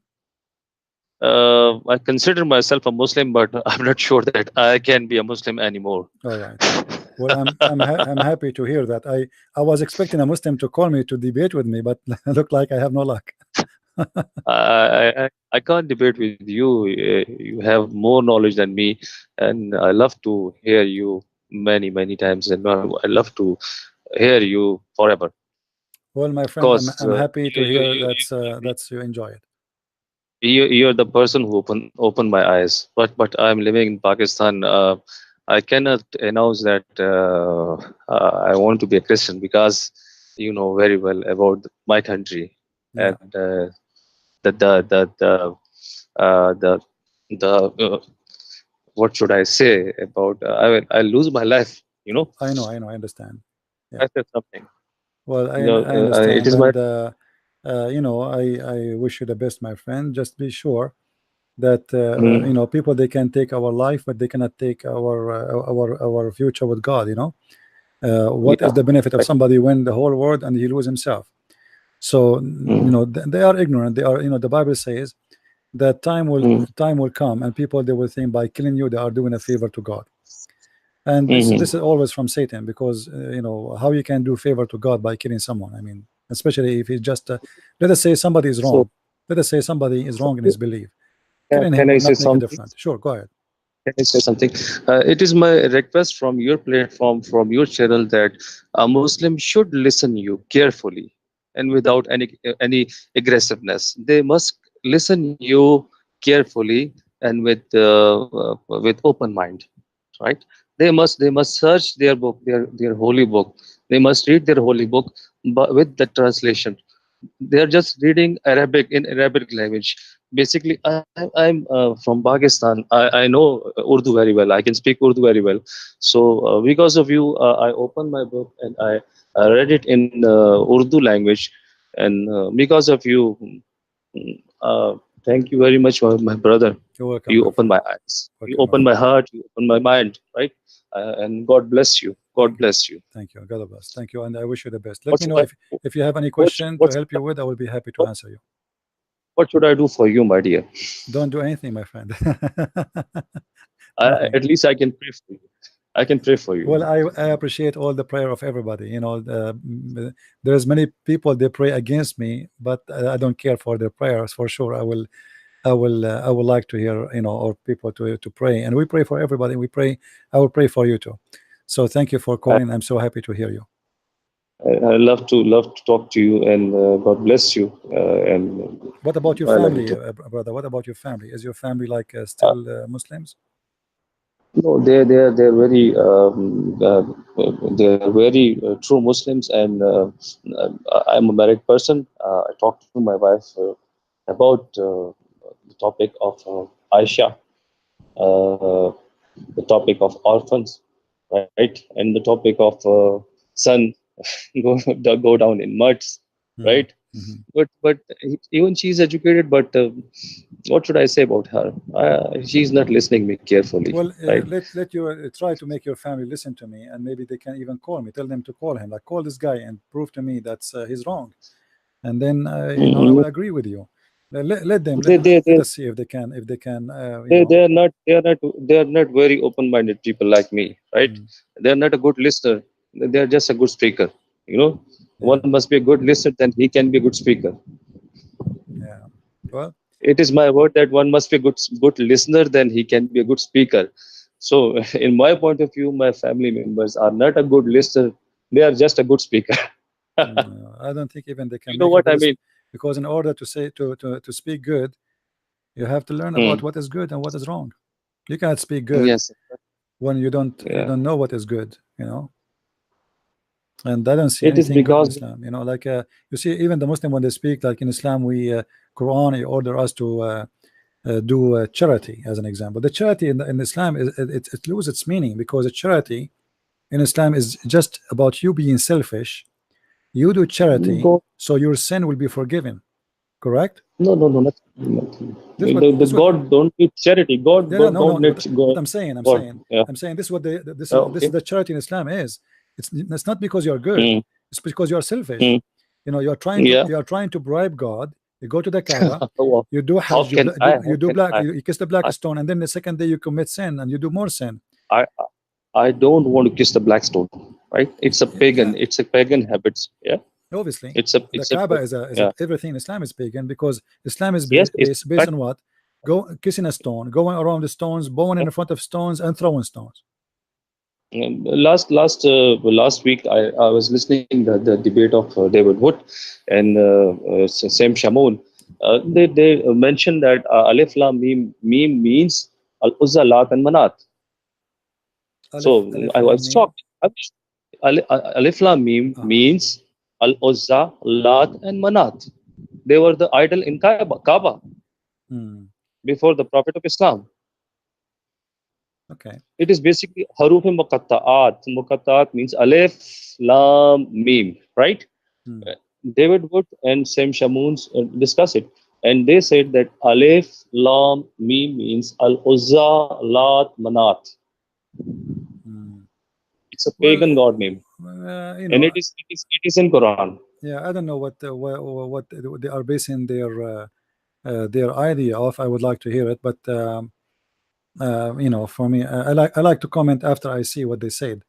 I think because I have a different understanding for those things. I listened to the lecture of Sam Shamoon, and I think so. Sam Shamoon mentioned it that Alif Lam Mim means Al Uzza, Lat, and Manat. Well, it's possible. Everything is possible. This religion, this religion is a case of delusion, and everything is possible inside that box. After listening many scholars from you people, Christian people, I'm getting confused about my religion, and I don't want to stay anymore as a Muslim. Well, obviously, Islam is a stupid religion. Forget about who want to say to you, I mean, you don't need to be a Christian. This is your choice. For me, I would be happy to help you to accept the Messiah. But Islam is stupid to be. It's stupid to be a Muslim. This is how I see it. It's stupid. What kind of God? Like, let us say, bring me all great example about Muhammad, which is absolutely a fabrication. But however, how I can believe in God? He promised me women for sex in heaven, and they are created just for sex. I mean, what kind of God God is? Yeah, I will go to Las Vegas. I will buy a ticket tomorrow to Las Vegas. There's a lot of prostitute there, and you can get what Allah will give you, and even better. What kind of God He promised me? He will bring me imported women from hell. Imported women from hell. And why they are from hell? Because those are hookers, prostitutes, who they are expert with sex. So Allah will sign a contract with them, or let us say He will import them unwillingly or willingly from hell to serve in heaven. This is additional to the whore. This is different whore. This is different women. They are women. They are imported from people of hell. They have nice breast and nice vagina. I mean, what kind of God is God? You see, I do not need to be genius to understand that this is stupid cult. I mean, this is stupid. This is disgusting. This is funny. Yeah, my bro, can I say something? Sure. He's a very sexy God. He's a sex God, not sexy. Nothing sexy about this. Sexy and sex God. Yeah, and right? In the same time, why you are describing to me that those women, they have nice front? They are desirable front. I mean, what does that mean? They have a nice vagina and nice. This is not God talking. Oh, and what about little boys will serve me for eternity? I mean, this is disgusting. I don't like it to do it now. Why I want to like it? Yeah. Imagine I have a little boy working as a servant for me in my house. This is disgusting. Child abuse in earth. I know about it. It exists until now. Yes, it is exist. There's child molester. There's criminals, but child abuse even in heaven. God is going to create an erotic appeal, right?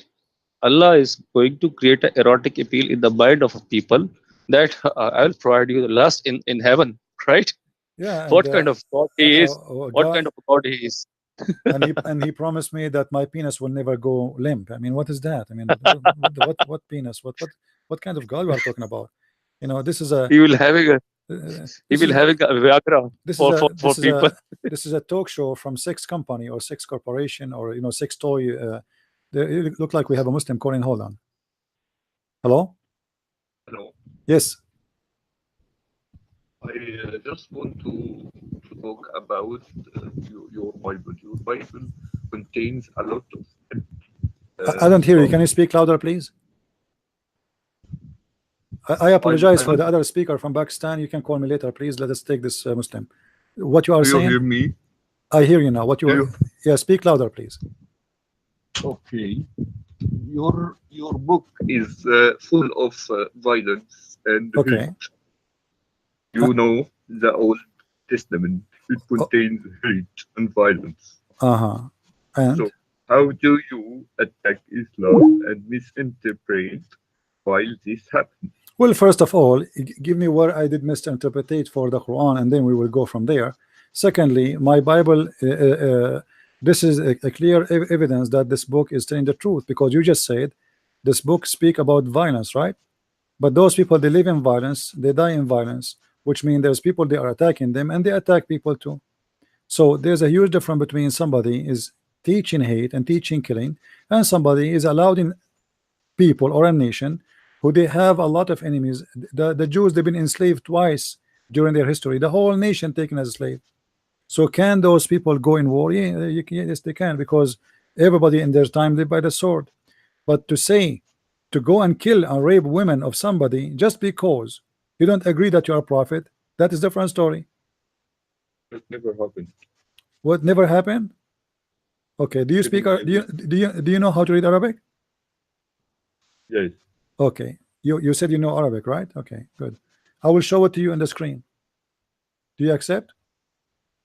I don't see the screen with Okay, where are you from, my friend? Which country you are from? Saudi. You are from Saudi Arabia? Speak to me in Saudi, please. Okay, I ask you something. Speak to me in Saudi. Speak to me in Saudi. Can you speak to me in Saudi? Can you speak to me in Saudi? شلونك شخبارك? We want you to ask you a simple question. You said you are from Saudi. Can you speak to me in one- Saudi language? Can you speak to me in Saudi? Can you speak to me in Saudi? I don't want to. I want to speak English so everyone. could So you hear. don't speak I Saudi. want Why you are saying you speak Saudi? In one Samuel 15. You are not. You are not. Why you are lying? Why you said? Wait. I don't like liars. Why you said you speak Saudi? You In are your Saudi. Bible. Why you said in you your are Saudi? Why you said you your are Saudi Bible, when you are it says not? Kill women and children. Yeah, those in people. the Bible. No problem. You keep ignoring this. Okay, hold on. So are you? I'm willing to hear you. I want you to say whoever teach such a thing is Satan. Are you willing to say that? Whoever teaches this, of course. You. Of course. You, Okay. What if I show you that from the Quran? What if I show you before I answer you about the Bible? Okay. 1 Samuel 15 You said anyone who teach that is a Satan, correct? Do you agree? Anyone teach to kill the children and women is Satan, yes or no? Of course, who kills them innocently, who did nothing wrong, is bad. All right, that's wonderful. So why the Quran said that Allah, he taught a prophet, his name is Al-Khadr, to kill him, chapter 18 verse number 74? He didn't teach him to. He said no, it says that this is a slave of Allah. His name is Al-Khadr. He's a prophet of Islam. Allah, he taught him wisdom, and he is the one who taught him to kill this child, because he predict that when he grow he will be an infidel. But he was a child. No, for specific wisdom, this was an idea that God was willing to show for a specific wisdom. You need so you can kill children then, but you can't kill children. No, it doesn't kill. There's no verse. It says that in front of you, 1874. There is no verse in the Quran directly. I just said no. It says Allah, he sent Musa to learn from this prophet. The prophet Musa himself is learning from him, and Musa was upset. No, he told him Musa. He said to him, "Why you killed the child? He's innocent. Why you killed an innocent child?"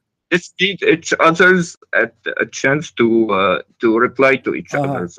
Okay. I'll start talking. Okay. This was for a specific wisdom to show that the wisdom that Allah may take a soul of a child.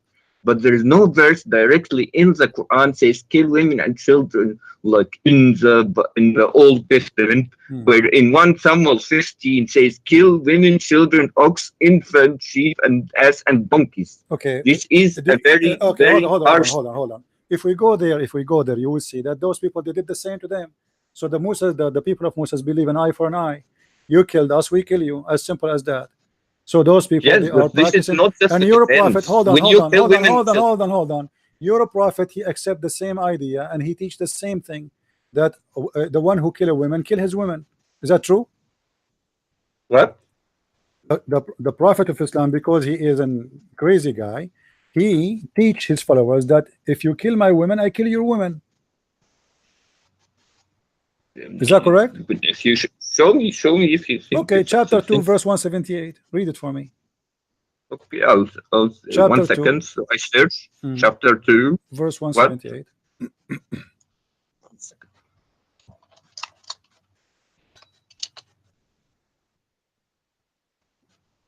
One second.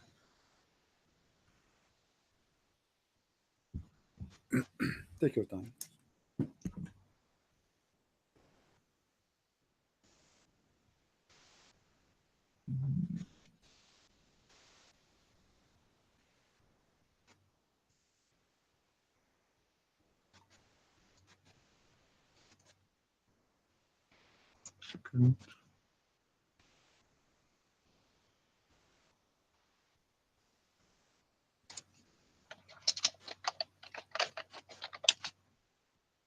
Did you find it, my friend? 1 second. 1 second. As I approach. 1 second. Mhm.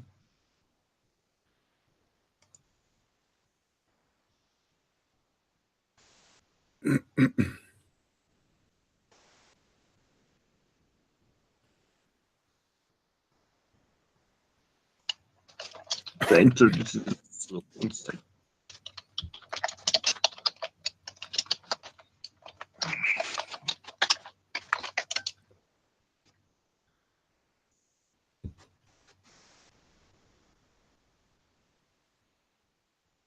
I'll read it for you. 1 second. يا أيها الذين آمنوا كتب عليكم القصاص في القتلى الحر بالحر والعبد بالعبد والأنثى بالأنثى. Tell me, what does that mean?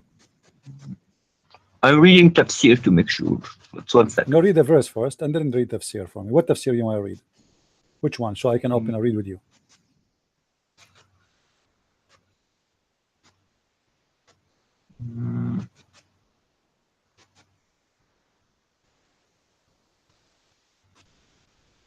What's happening? Why is Okay, taking so long? this stuff is available also in eye on eye, tooth for tooth. This is a specific situation. So now you have no problem with killing women. No, So now you it have have no a problem. we have a So problem. now you have no There is problem a with killing women. hadith. Okay, hold on. This Hold on. was How this- you kill a woman for a woman? How you kill a woman for a woman? Tell me. this was for a A specific man, case. what specific? Each time I say show something to you, you say it's specific. The Quran is specific. Sure, specific. For a specific case, somebody kill a woman. How I can kill his woman? This was for a specific You are the one case. who called me. You are the one who called me. Said how the Bible says you can kill their children, kill their women, etc. Right now, Yes, you are saying to me those this is a were specific case. Well, that is a specific No, case too. this was Now listen to me. Answer. How I can kill your woman? You killed my wife. What is the logic that this I was should kill your for wife? Explain to me. the war. What this is the war- logic? What is the logic? You kill my You read- wife if I kill your wife. You read a hadith where Muhammad said, Muhammad peace upon him said, do not kill a woman or a child or burn a tree. You didn't read that or not? Should Or I you show did- you a hadith says you can kill them? If I show you a hadith, you can kill them. What you would do? Show what is authentic. Okay, I will show you authentic, but let us answer So- this one first. How you can so- kill a woman? I killed your wife. What is the reason for you to kill my wife? What is the To be logic honest, of that? I didn't read tafsir, but I think I'm reading tafsir right now. Doesn't matter what you are reading. Tell me, give me the answer. What the tafsir says to you? A man he It killed says your, here. a man It he killed says your here. wife. من عفى فمن عفى له من أخيه شيئا فاتباعه بالمعروف. If you mercy, it's better. It's better not to do so. This was What does that mean? not What does that really- mean? What does that mean? What does it have to do with my topic? If I kill your wife, what is the logic to kill my wife? You can ask this. Shouldn't you? You can ask the same logic in the Old Testament too. So Well, this you is between, attack. no, you them. see that there is two nations fighting. Here, two Muslims. This is stupid. Two nations fighting. Those nations they killed. Those nations they killed their women. They killed their children. They killed their animals.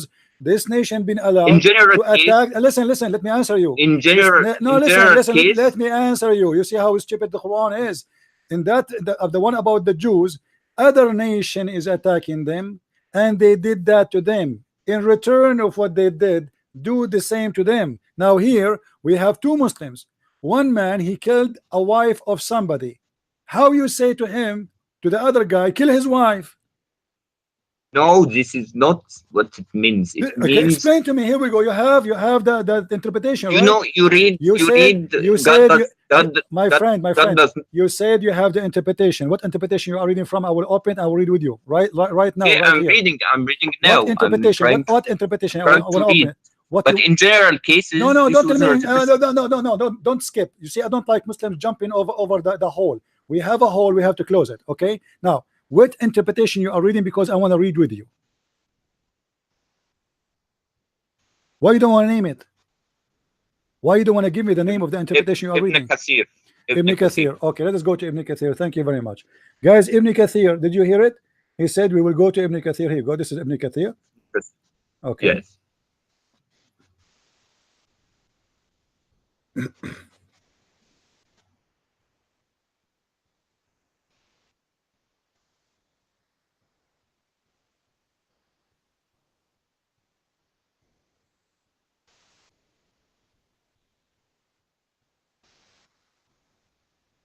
I will make you read it by yourself in English. I'm reading it. I'm finding the Arabic page. I will bring the English one second. Well, we use the English one, so everybody, you can read the Arabic, no problem. I like your funny Arabic. Okay, 178. Here we go. This is Ibn Kathir. All right. Al-Qisas, the law of equality in punishment, is prescribed for you in the case of murder, free for the free, slave for the slave, a female for the female. Al-Hurru bil-Hurr, wal-Abdu wal-Abdu, wal-Untha bil-Untha. The free for the free, the slave for the slave, and the female for the female was abrogated by the statement life for a life. Yes, it was abrogated. Simple. Abrogated. Explain to me why it's abrogated. Thank you, guys. He just admitted. Thank you. It was abrogated. Why you did not say to me? Okay, why it's abrogated?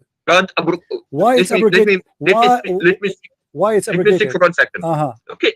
We have a respectful conversation. I speak, you speak. No problem. Why it's abrogated? It's abrogated because it's not in a general case. Because what was told, God does not forbid you from showing kindness to those who did not fault you about in your religion and did not drive you out of your hold on. When you say abrogated, are you saying this is not valid no more to practice?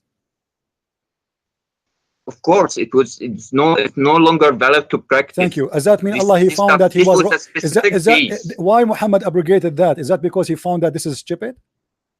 No, because it's not. It's a general case. It's not a general case. What special because case? You killed my wife. Explain to me the special case. I killed your wife. No. Explain. No. There's no special case. You are a liar. Show me where it says here. This is a special case. Show me in the interpretation where it says this is a special case. It's in front of us. Show me where in the interpretation says this was a special case and it's abrogated because of that reason. Can you show it to me? You said yourself in the tafsir it's abrogated. Yeah, but it's not because it's a special case. Because people complain. They say this is stupid. The guy he killed my wife killed the guy who killed the wife, not his wife. Well, of course, if you think this is stupid, then you must read Listen. What the same thing? I killed your wife. Who is the one should be killed? Anyone have little brain should say the one who killed the women should be killed.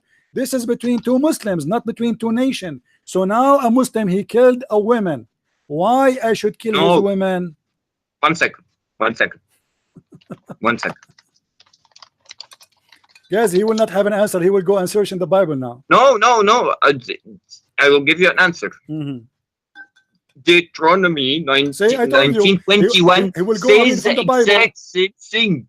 Eye and tooth for tooth. This is not an eye for an eye, you idiot. This is not an eye for an eye. This is two Muslims. who one of them killed the other one wife. The Bible teaches This if is a man not regarding wives. This is killed regarding somebody, you Allah. are a liar. The Bible says if a man kills somebody, he will be killed, not his wife will be killed. An eye and eye and tooth for This tooth. is not an eye for an eye. If I kill, I And- will be killed. This is what the Bible says. Here it says, if I kill your wife, you kill my wife. This is not an eye for an eye. This is stupid. This, if you think this is stupid, then read the rest of your Old Well, Testament book. you just said to me, eye for an eye. This is not an eye for an eye. Eye for an eye. If I took your eye, you took my eye. My eye, not the eye of my wife, you idiot. If you can, Well, okay, answer me. Answer me. How you So- want to take the eye of my wife? I took your eye. Eye for an eye. I took your eye. You take my eye. not a You little, don't take the eye of not my a little. wife. So here it says, if you kill my wife, I kill your wife. Not a little eye. It's not a little eye. Even What even in the eye? Old What Testament. eye? Listen. What is the justification for your God? Huh? To take such a thing to make it Allah, and later he The same abrogated. justification that you this alone.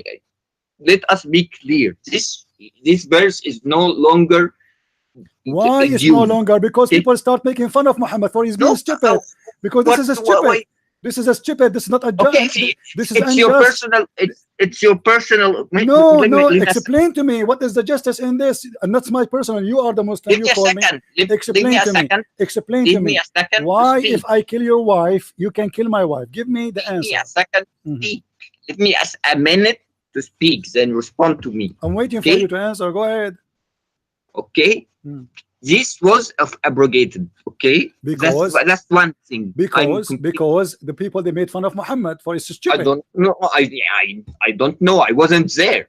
I wasn't there. to Okay. Now cite this. abrogated, not I wasn't there abrogated. In a to- certain time, people this make verse, fun. this verse came from Allah. Correct? This verse came from Allah. Are you saying to me it was wrong and Allah fixed Himself later? He made it something different. No, it So, was a pathetic. so it was a why Allah pathetic allowed this? extreme- Okay, explain to me pathetic now. extreme In case that in time, war. why Allah I don't- allowed a man to kill the wife of other man? Explain to us. No, it's not wife for wife. It was It for says a there, war. it says female for the female. Are you deaf? Female for the female. So the criminal doesn't matter who he is. If the victim is a female, we kill his female. It doesn't say kill the killer.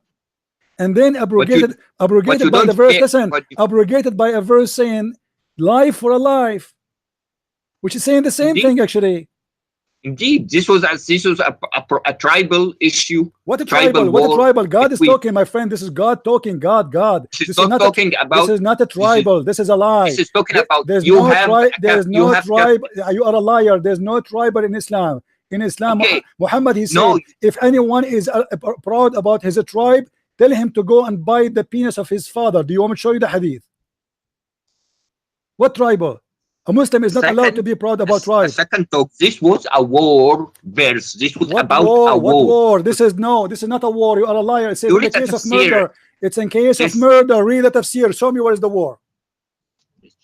See, I will open. It says, listen, Abdul. It says free for a free, slave for a slave, women for the women. What war? in the case of murder, not in the case of war. Tafsir. It's in the front of you. The tafsir in the front of you. I'm not opening the where this is a translation. My friend, who cares if it's translation or not? Ibn Kathir in the front of you, and the Quran in Arabic, it says in the case of qasas is a murder, not war. War, there's no murder. War, there's two enemies. It was abrogated. Doesn't matter. It is abrogated. Why? Because people, they are making fun of the stupid Allah. Okay, you What can kind say of- the same thing No, about the no, Old Testament. you cannot. Eye for an eye doesn't say you do that. You are a liar. And now you are the one who put yourself in the corner. You said it's abrogated. You don't tell us why it's abrogated. If it is correct anyway, why he need to abrogate that? Don't we need it anymore? Was it wrong? Was it wrong? Tribal Was it- war. What Tribal. tribal? Where is the tribe? Show me the tribe. Show me where in there it says there's two tribes are fighting you. Are you an idiot or what? Let us say this for the sake of argument, there's a tribe. How you say to them, the man who killed your wife, kill his wife? What is the logic? No, this was not the they were in war with another tribe. Abdul, you are a liar. I challenge you to show me the two tribes fighting. Okay, I'm trying to find the website again for the tafsir because my internet is. What do you mean you cannot slow. find it again? You know, in here in the front of us we have Ibn Kathir. You have at a specific cropped down place. Abdul, it doesn't matter what is the specific. A female for the female. Allah is teaching justice now. Who care about why? It's a case of murder. So now it's clear it's a murder. It's not. It is unjustified killing. This is what murder mean. So tribal, not a tribal, shish kebab, falafel. Who care? What kind of God he says such a thing? But because Muhammad is a liar, he is a thief. He stole the law of Moses. He thought that Moses, by saying eye for an eye, I can do that. But then when he practiced this, the Jews, they start making fun of him. They said, this is not an eye for an eye. Are you crazy?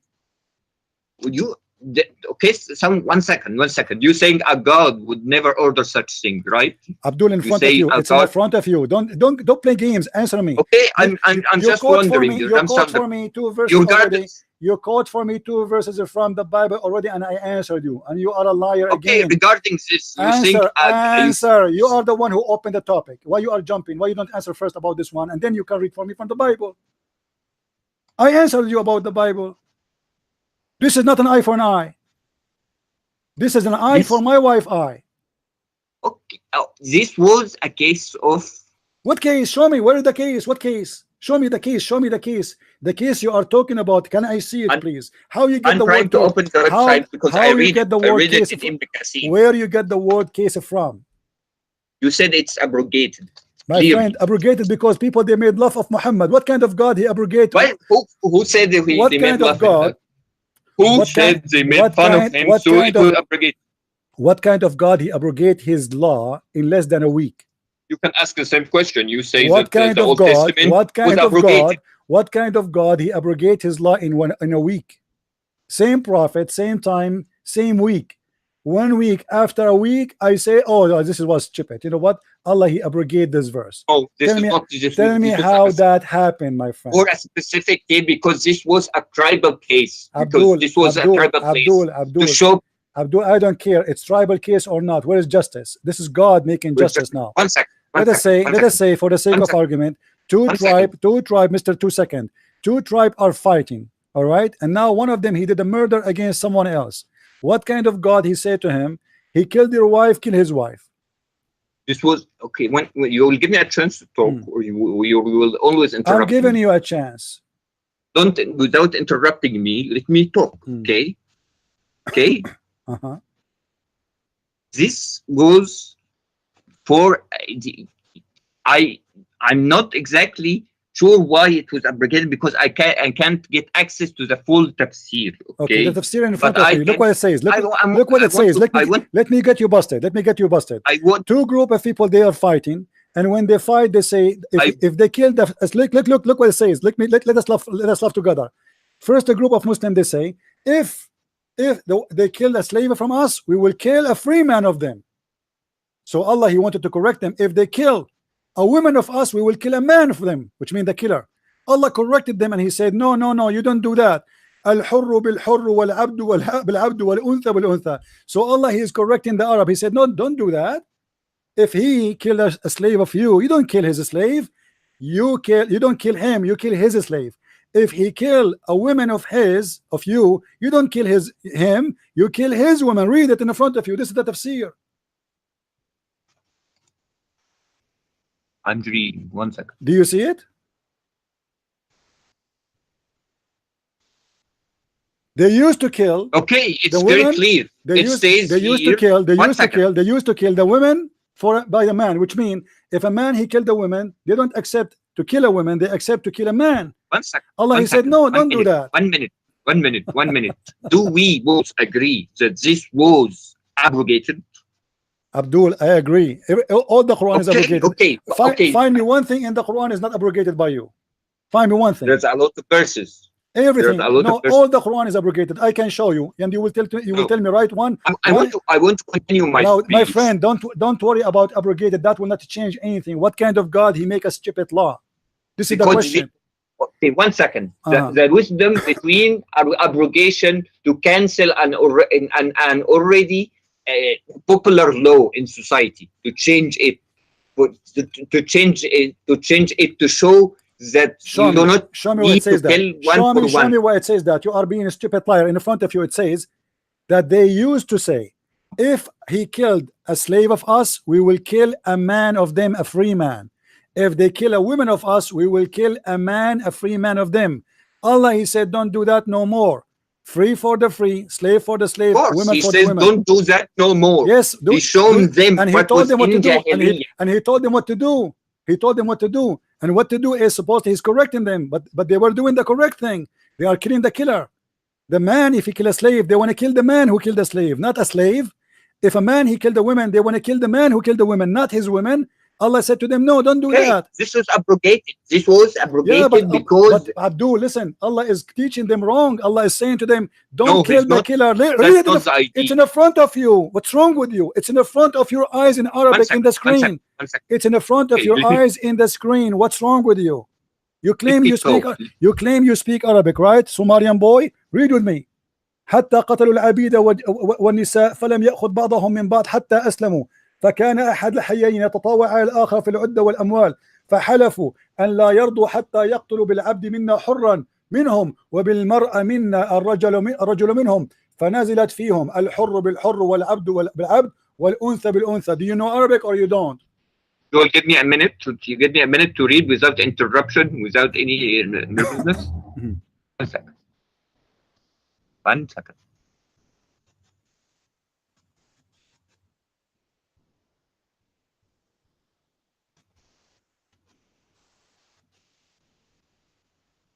Okay, let me speak, and you want to judge whenever, if you want to judge, but I'll tell you what the thing is, what the tafsir is saying. Okay, what tafsir? The tafsir is saying they use. What tafsir you are reading? Okay, I'll think the tafsir is on your eyes. What tafsir you are reading? What tafsir you are reading? Okay? The tafsir you're reading in front of you. Okay. All right. Okay, let me speak without any interruption. No we problem. can then, after this, get to another. I can ask my question. You ask me. You responded to me with the Quran. Give me a chance to respond to you. All right. Okay. With the Bible after it. I have a question. I get a question too. Okay. I get a question. Okay. Okay. Okay. You judge wherever you want. I can say a lot of opinions about your Bible, and assets can take verses and poke fun at them and say what's the point of Don't waste my time. Go to the topic. Okay, go to the topic. Okay. Read. What? Okay, okay. Read. Okay. Okay.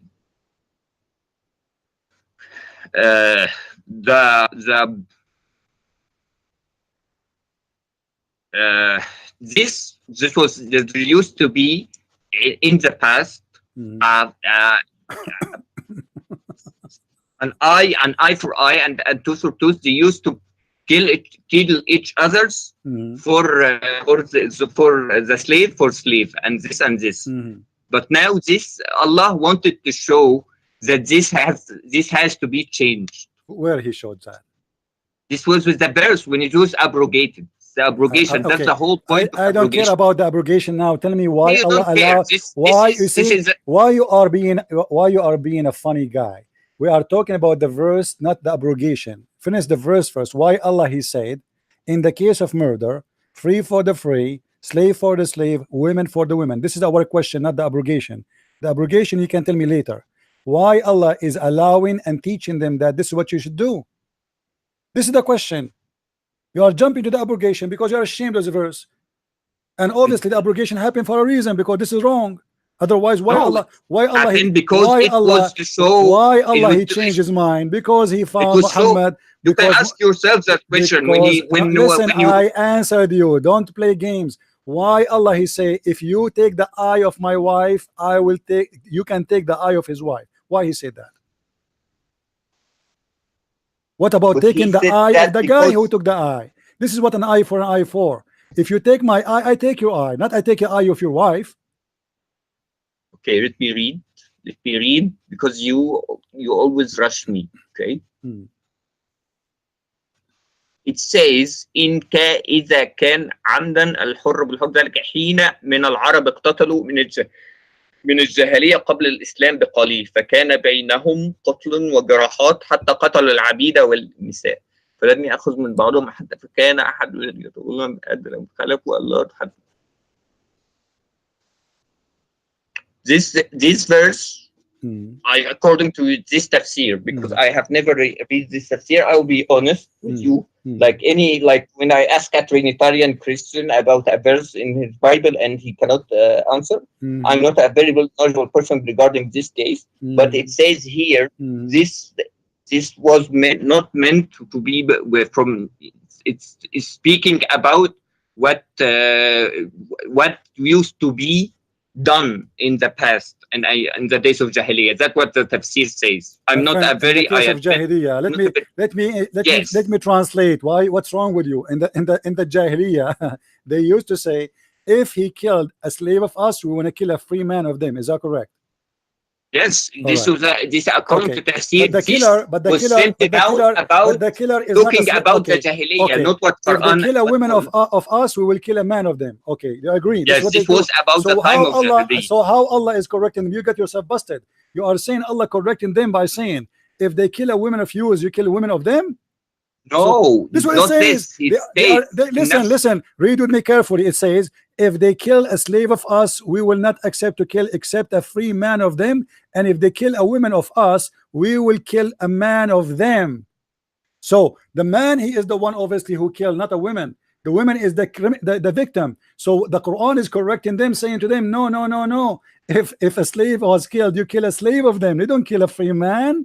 If a woman killed, you don't kill a woman. You don't kill the man. You kill the women. A woman of that guy. What's wrong with this guy? I'm not sure you're reading it correctly. Okay, let's find. It's in the front of you. It's in the front of you. Don't tell me I'm lying. It's in the front of your eyes. Okay. And this is Tafsir al-Quran al-Azim. Okay. Who is the one? This is Ibn Kathir. This is the same interpretation you choose. You are the one who asked me to read from here. It's not my choice. Okay, this was I understood from it. No, this is so what now, I understood. So now we get a conclusion that your God is a stupid God. He said, in the case, look at this. A man, he killed a woman. Why you want to kill his women? In case, one second. In case of stupidity, it's something. May I pass this? You want to change the topic, and you will go talk about the Bible, right? No, I don't want to change the topic. If it's a stupid God, answer me. You are the one who said to me, "Let us read the tafsir," right? And now we have the tafsir. I said to you, which one? You said Ibn Kathir. You choose Ibn Kathir. Ibn Kathir get Allah busted. He said those Arab, they used to do it right. They used to kill the criminal. If a man he killed a woman, they say we will kill the man, not a woman. If a man he kill our slave, we will kill the man who kill our slave, not his slave. Allah, he said to them, no, you don't do that. If he kill your slave, you kill his slave. If he kill your woman, you kill his woman. What kind of God is God is teaching them wrong? Okay, 1 second, and I've told you that in general we are. I'm not sure which tafsir is. What do you mean? What's wrong with you? What's wrong with you? You are the one who said to me Ibn Kathir. Guys, everybody who is listening, did he say to me? I said to him, which tafsir you want to read? He said Ibn Kathir. This is Ibn Kathir, and this is Islam library.islam.web.net. The whole point. Volume, listen. This is the whole point. You are the one who choose the tafsir, and the tafsir get you busted. The whole point tafsir Ibn Kathir. The whole point is abrogated. Yes, that's this additional proof that Islam is false. Because why Allah abrogated? Because people they start making fun of the stupid Muhammad. How you teach? Where is making fun? Say it in Arabic. Okay, say it where in which line they made fun. All the Quran, the Arab, they are making fun of Muhammad. Where did people, where in the line did it say in the tafsir? In the front of everybody. They made fun of him. In the front of everybody. If I show you the Arab making fun of Muhammad, changing his mind about abrogation, are you willing to say that my prophet is stupid? Listen, I will make a challenge. If I show you that the Arab, they said to Muhammad, you One second to look at end. him, how he changed his mind, and he changed the verses and the law every few days, making fun of him. If I show you that, are you willing to say Muhammad is a crazy man? You 1 second. When I spoke 1 second, okay. First of all, it was abrogated. Second of all, they never made fun of him. In the tafsir, there's no word they made fun of him, so the verse changed. No, this never happened. Okay, that what happened, that it is abrogated. It was a law in Jahiliyyah that was abrogated. That's what the tafsir says. The end. This is the end now. No, this is the end. This is what the tafsir says. What the it end? was abrogated. What the end? The end. It's, why the abrogation happened? Why? Because it's wrong. Why Allah he changed his mind? Can you tell me why Allah he changed his mind? Because it's to show that Jahiliyyah laws need What showed the change. Jahiliyyah? The Jahiliyyah, they were doing So it right. The Jahiliyyah, they were doing it right. They used to kill the man who killed. Yes, this was changed. Yeah. For the wisdom of Allah. This So was changed. Allah he abrogated to go back to the teaching of the Jahiliyyah. He's a Jahiliyyah now. Your No, God, the teaching Abdul, read with me. It says an nafsu bin nafs. But Allah before he said to them, no, a man for a man, women for a woman, a slave for a slave. But they are the one he used to say a nafsu bin nafs. The one who killed a slave of us, we will kill a free man of them, because he is the one who killed our slave. So your God, he don't want a free man to be killed. He want the black man to be killed. No, you don't kill the white. You realize the Prophet had a black adopted son? He have adopted son. He's black. What his name? No, Bilal. Bilal is adopted son of Muhammad. No, but he was his servant. He used to serve him. So you are saying to me, your prophet he owned black slaves? No, he's not a slave. He was like a Is Bilal was Bilal a slave of Muhammad? Yes or no? Was his muazzin. Was Bilal a slave? Yes or no? Bilal was Bilal a slave? Either you say yes. No, listen. Him. He bought him. Let me get you busted. Was Bilal a slave when Muhammad died, and he was a slave when Muhammad was alive? He bought him, then freed him. Who freed him? Muhammad freed him? I guess. Okay. What if I got you busted?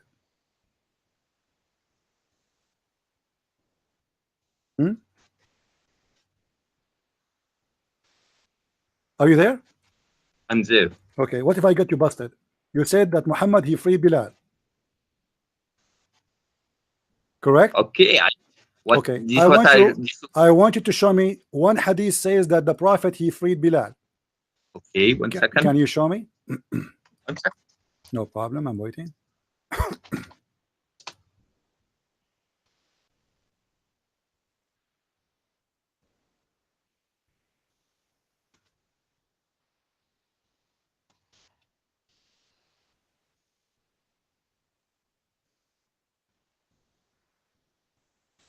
Prophet Google, or searching Google.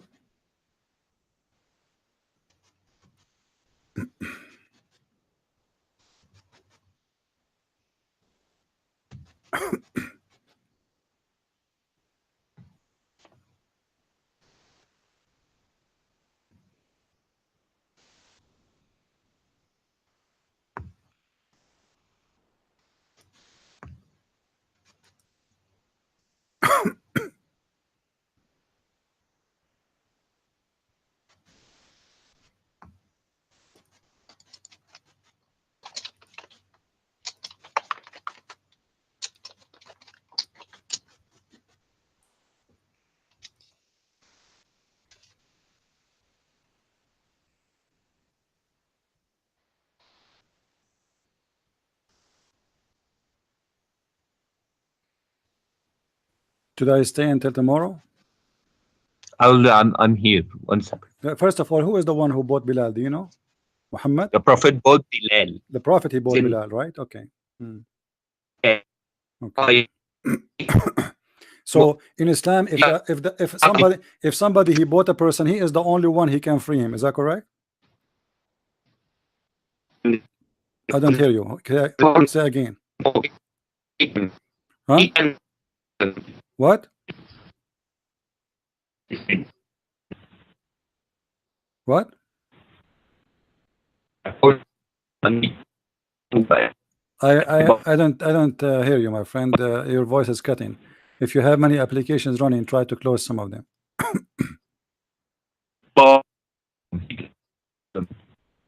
What? Guys, do you hear him? Anybody hear him?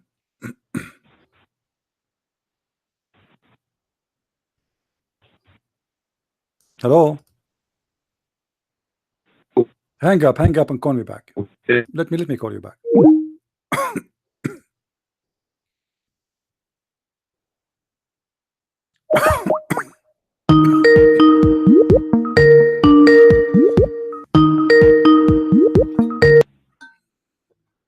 Hello? Hello? Hello? Maybe I'm calling the wrong person. This is not the same guy who called me. Hello? Hello? You hear me? Yeah. And by the way, why you have a naked picture of you in the screen? Why is that? I practice gym. What do you care? What? You practice what? Gym. You put your, this is a gym? This is ugly. I mean, why you are a decent Muslim person defending Allah and you are speaking to people showing your breast? This is not our, okay? This is what? Regard. This is not aura. This is not aura. Should I show you that aura in Islam is to show that your knee and up? This is not aura. So you are allowed to show the Muslim women, you talk to them and you are showing your breast like this? I'm not. Anyway, this is your business. Let us go. Now you said that Bilal was freed by Muhammad, correct? I was saying that he could have bought his freedom. No, listen, don't lie. You said that Muhammad, he freed him. Tell me how he freed him. You are a liar. And I will get you busted in a second.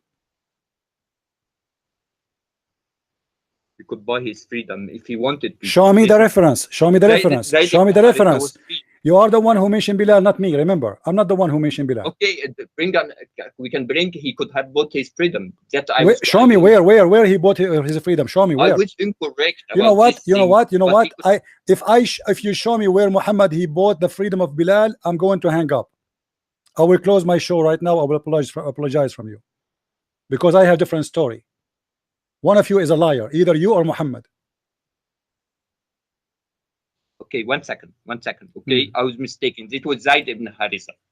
That's the one who's. But you are the one who mentioned to me Bilal. Let us focus on Bilal. No problem. Who is Zayd ibn Haritha? Who's Zayd ibn? This is the adopted son where Muhammad he was sleeping with his wife. Correct? No, he wasn't sleeping with my his friend. Wife. He was sleeping with his wife, and we will talk about it. But let's finish with Bilal. Let us finish with Bilal. Bilal, the poor Bilal, Muhammad he died,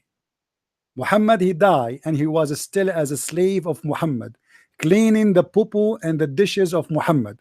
And this is Sahih al-Bukhari in front of me, and it's a Sahih hadith.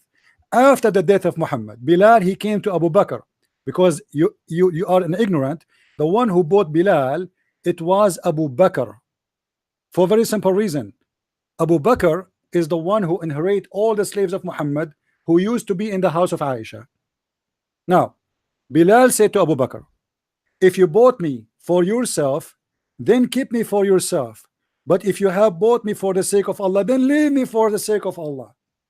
So the poor Bilal, he lived as a black slave, humiliated, living as a third-class citizen, not even a citizen, just a slave, abused and used by the white man Muhammad all his life. And now the poor Bilal, he been promised by Muhammad to be free. He thought he will be free one day. Now Muhammad is dead. Abu Bakr took over. So he said to him, when this will be over? You did lie to me, all of you. If you bought me for the sake of Allah. Check if this is Sahih or not Sahih. My friend, this is Sahih al-Bukhari. What do you mean Sahih or not Sahih? This is Sahih al-Bukhari. There's a grade level. You mentioned before, because I saw. My friend, this is Sahih al-Bukhari. No problem. You know what? Not Sahih al-Bukhari. You know what? Show me one person say this hadith is da'if. Here we go. Okay, I'll Google search it myself. That's because Google. it's Sahih Bukhari doesn't mean the grade is Sahih. Oh, okay. Sahih al-Bukhari is not Sahih. The book is named Sahih, but the book is the hadith is not Sahih.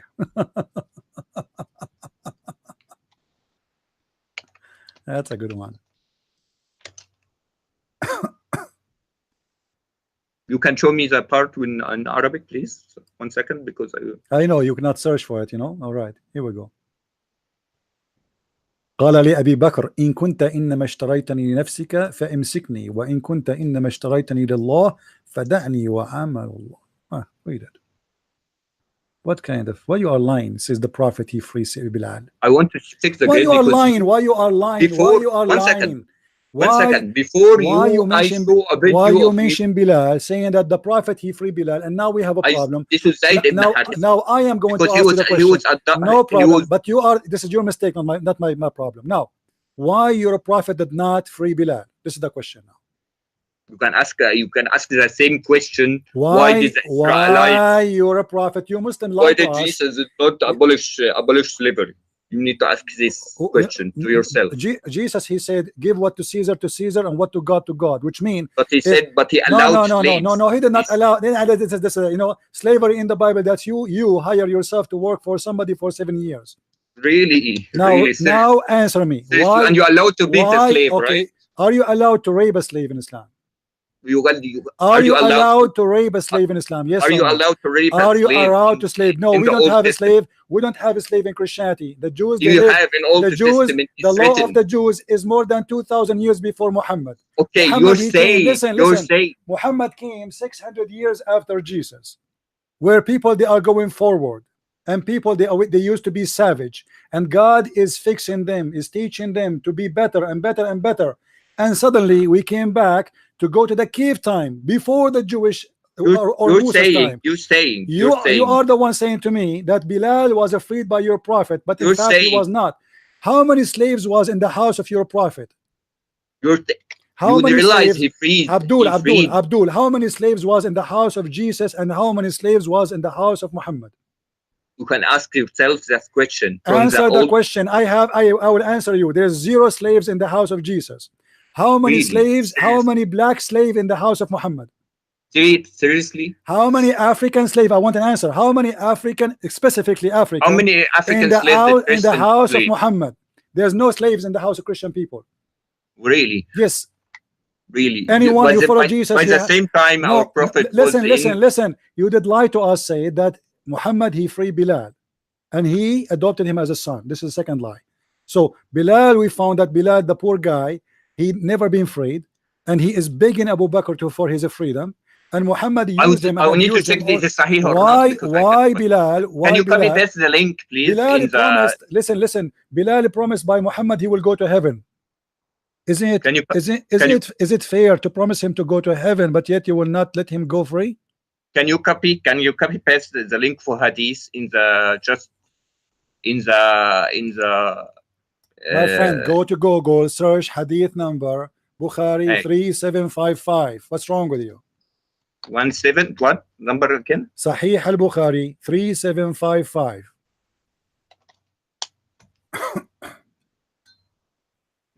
3755.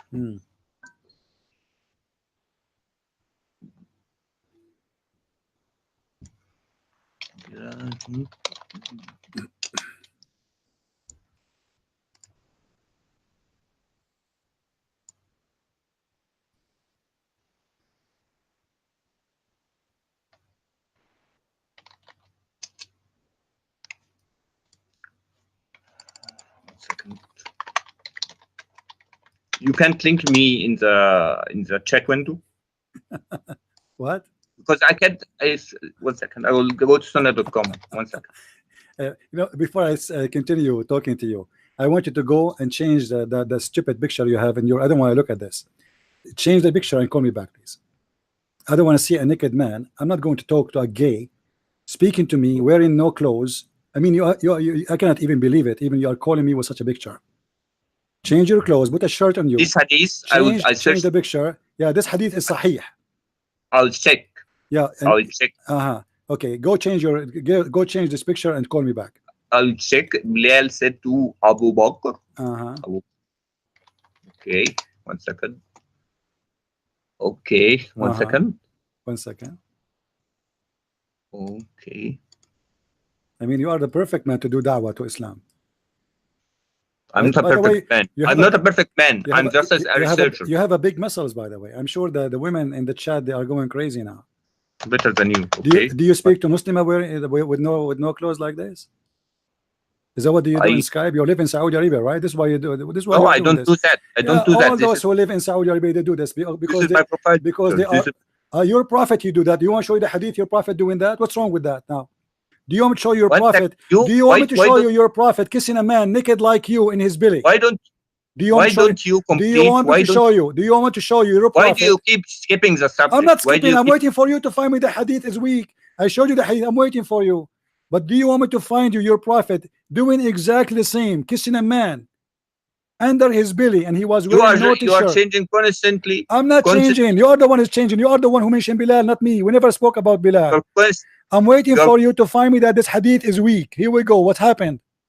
You are constantly changing the subject. Constantly. Well, I'm waiting. Why you are? Where is the hadith? The weak hadith. This is Sahih al-Bukhari, strong hadith. Strong hadith. Yes. I don't see the grading. I don't see the grading of the hadith. Show me where it says the Sahih al-Bukhari. Show me where it says weak. Then what's wrong with you? Because I can't find the grading. The grading is not written. This is what happened, my friend. You cannot find one hadith saying it is weak. You cannot find one page. I can't find where it says. You cannot find. You cannot. Just go. Go. Go change your shirt, you idiot liar, stupid, shameful person. Do you know that the Prophet, he freed Bilal and he took him like a son? Really? He did?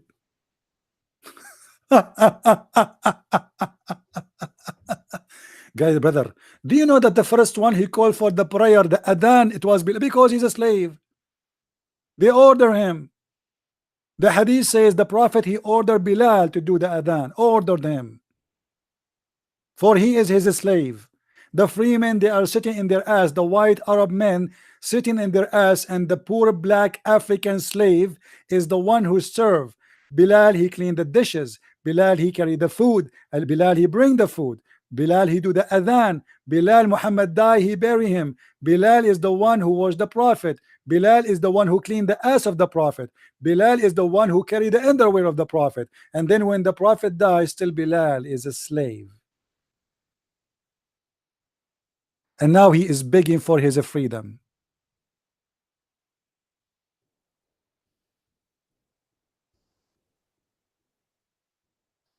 You want to debate with me? You have no idea. And this guy is having himself naked in the front of me. And here we go. The Prophet kissing a man in his belly. The same as this guy. The guy is wearing no t-shirt. He's naked. So yes, this is Islamic behavior, my friend. Islamic behavior to sit in the front of Skype and show the girls you are speaking to that you are naked.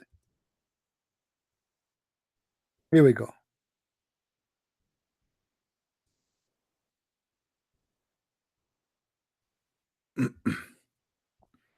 Do you see it? The Prophet is kissing a man who is naked under his belly. Look what the Muslims they try to make it look nicer in the translation. They say, and he began to kiss him in his side. What side? The word there is kashhahu. This is side. This is his belly. Sahih chain. Oh Prophet, you are wearing a shirt, but I am not. What a gay. It's a gay. A prophet who is a gay kissing a gay. The caller is wearing no shirt, so he present the guy who the Prophet was kissing him. The Prophet, he came and he start hugging him and entering a stick and touching his ribs. And then the guy, he said to him, let me take retaliation. He said, take retaliation, which means do the same to me as I did to you. He said, you are not wearing a shirt, but I am not.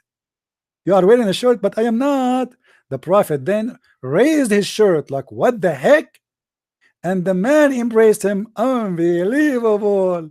and began to kiss his side down of his belly.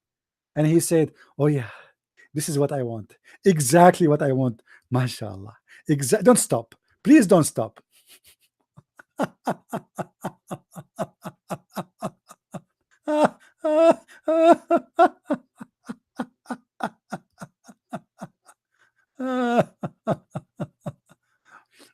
He forgot to change the account he used to chat with the Muslim ladies. You know, this is what happened to you if you live in Saudi Arabia. The first thing will happen, you will become either a child molester or horny bastard. You cannot control yourself. You have to show yourself naked to anyone who's talking to you. I was going to the gym. You don't even have muscles. Your body look like a chicken. What gym? If this is after going to the gym, you look like that.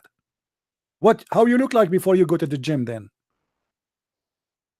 This is after you go to the gym? Unbelievable. Who's next?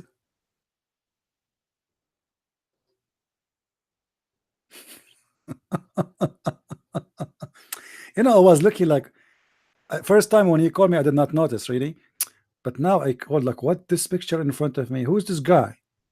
Maybe I called the wrong guy or something, but this guy's naked. You are calling me to debate me about Islam and religion, and you have naked picture of you in the camera.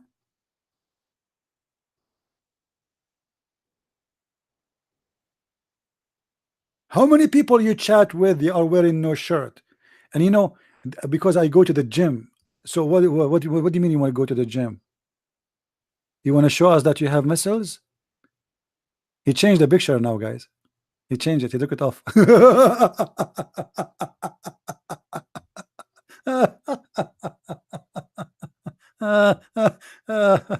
Oh boy. What a good Muslim. I know I could not really take it. I mean, looking at this naked man in front of me, yuck. Unbelievable. Disgusting.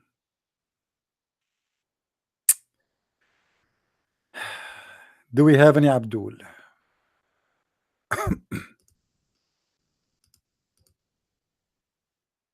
Any Abdul?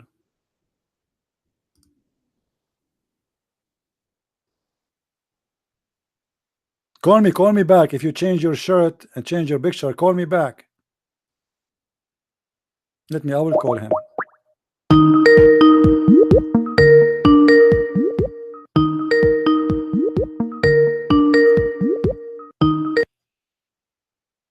Hello? Hello? Hello. Yeah, do you hear me now? I hear you. I'm glad that you took you off your picture. Now listen, do you see the hadith in front of us? Your prophet is kissing a man down his belly. We have a second. Okay. Yeah, well, let us continue about Bilal. I forgot. And let us continue about the guy who, if you killed his wife, you kill. If you killed your wife, you kill his wife. 1 second.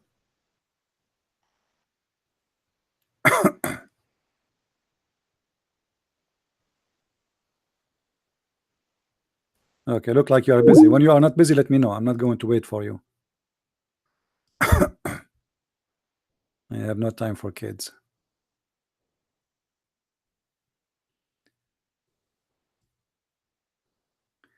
Guys, the prophet, he adopted a guy, a white man.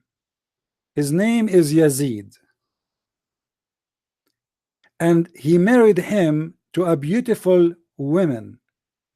And the adopted son, because he have a beautiful woman, the prophet, he decided to do him a favor, to sleep with his wife. But before he sleep with his wife, he went to her house. And he entered the house and he flirted with the wife. And he said to her, praise be to Allah, the one who make my heart flip for you. A prophet of God flirting with the married women. The Muslim, they say to us, well, David, he killed a man to take his wife. Who's David? David is just a king, and he's a bad man. He was a very bad, he was a criminal, he was a sinner, he cried for God for forgiveness. This is who is David. We don't praise David. And the Muslim, they say prophet. I don't know what will make David really prophet. I can say that David is a prophet in the meaning that he prophesied that of things about God, but doesn't make him a prophet. You see, there's a prophet who received message from God to deliver, and there's a prophet who received inspiration from God for himself, which means he have God spoke to him maybe, but this is just for himself. He, you know, there's a message was given only to him. David was a criminal. He was a sinner. He was a bad man, actually. He cried day and night asking for forgiveness. Nobody can say David was a wonderful man.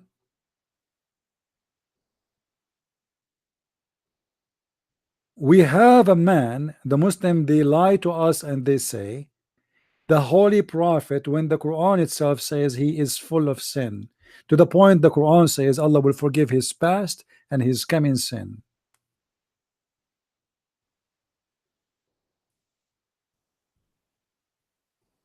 Muhammad, he adopted that man, planning a plan. He want to marry him a woman who he cannot have. It's not time yet.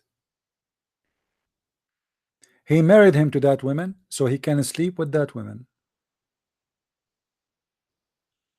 Chapter 33, verse number 37.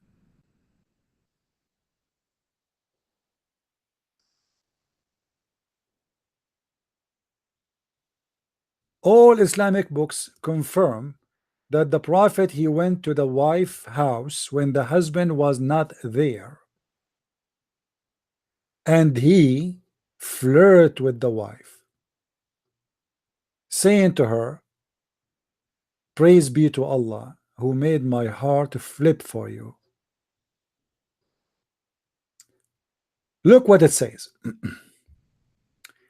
We've been told by Ibn Wahab, and this is Tafsir al-Tabari, that the Prophet, he married Zayd ibn Haritha, his adopted son. And by the way, the reason he did adopted this man because Muhammad was a potent man. He cannot have children. And this is additional proof that Muhammad never have kids, including the daughters he have from Khadija. Those are the daughters of Khadija. None of them are his daughter, not even Fatima.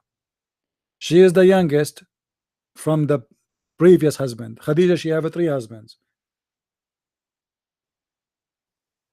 So he adopted this person who was a white Arab, not a black, and he made him as adopted son, but that for a purpose of sleeping with his wife. So the wives will not complain if Muhammad, he went to the house of that man when the husband is not there, for simply he is his father, and nobody suspect that the father will sleep with the house with the wife of the son.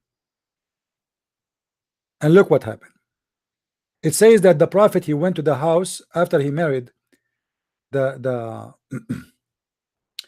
Zayd to Zainab, the daughter of Jahish, the daughter of donkey, ibnat ammatihi, his cousin.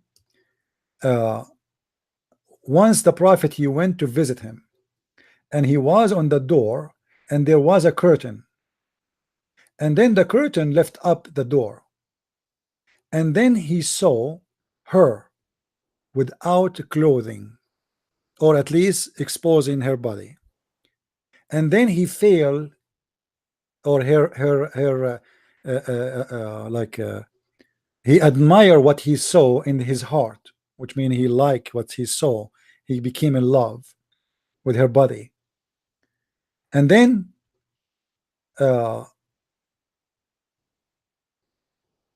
he liked her, and then Muhammad, he cannot hold himself, so he said to the wife, And let us read together what he said to her.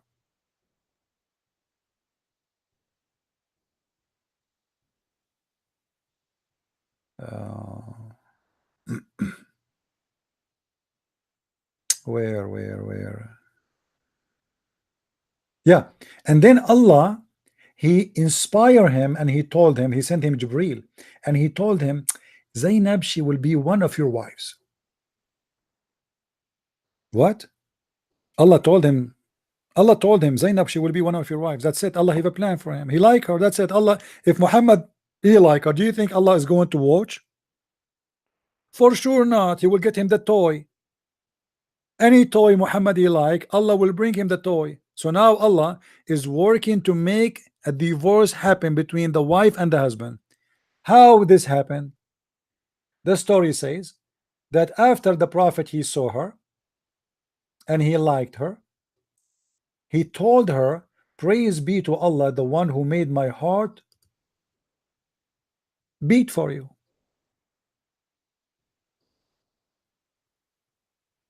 The women, she came, the husband, when he came back, the wife, she told her husband what his father, he said, that he said he is in love with her. He said that loudly. Then look what Zainab, she said. It's a miracle. After Muhammad, he said that. Zainab, she said, she's reporting a miracle. Each time Zayd, he come to his bed to do bang with her, he could not do it. And she said, she's adding, and nothing made him not to be able to do it except Allah did not allow him to do it. And then she add more, that Allah, he made his penis swell. Allah, he made the penis of her husband swell, and this is very normal. Imagine Muhammad, he liked the women. There's no way your penis will function.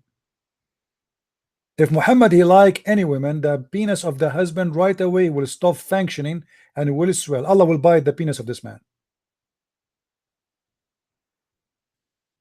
Who is a Muslim is willing to call me and read for me the interpretation we have in front of us?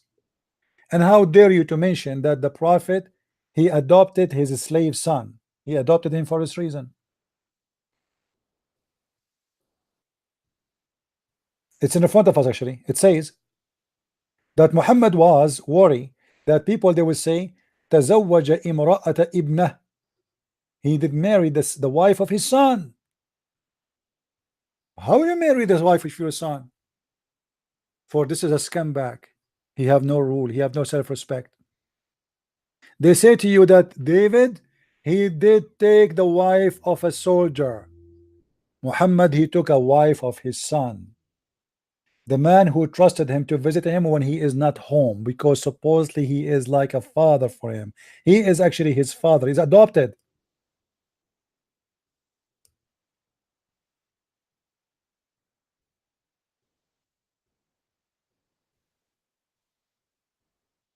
Any Abdul?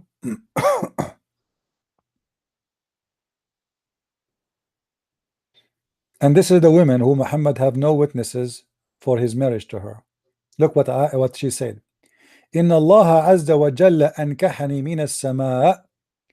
Allah, the Almighty, he did made my if her by the sky. Look how faithful this woman is. Obviously, you know why she want to marry an adopted slave by a man who cannot have children. If she can sleep with the king, the lord of this slave. So obviously Zainab and Muhammad already they have relationship and they were planning for it.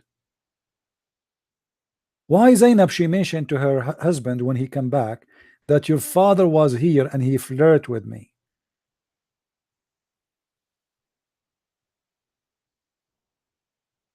Why you do that?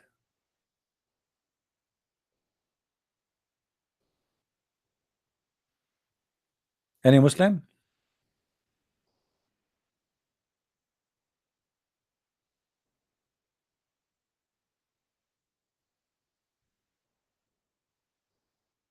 Any Abdul?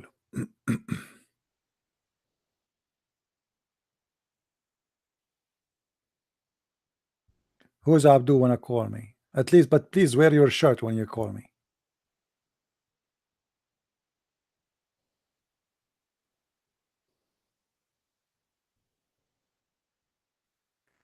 All right. Anyway, I think we have enough for today, guys. Please join us. Don't forget to subscribe, and don't forget to subscribe to the channel, which is I have in minds.com.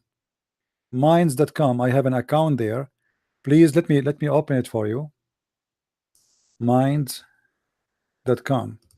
And for sure you can join us in Patreon. This is a place where people they can make donation in case you like to support us, but I know most of you here just don't care. So this is minds.com. All right, and this is my account, and you will find the link underneath, I think, of the video.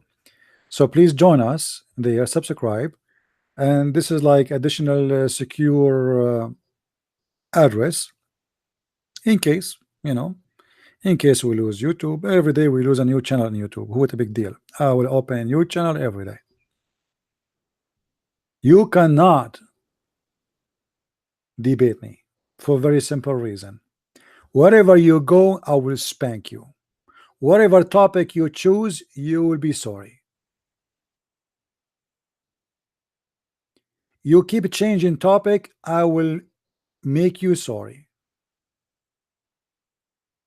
Free for a free, slave for the slave, women for the, yeah, this is abrogated. Yeah, because why it's abrogated?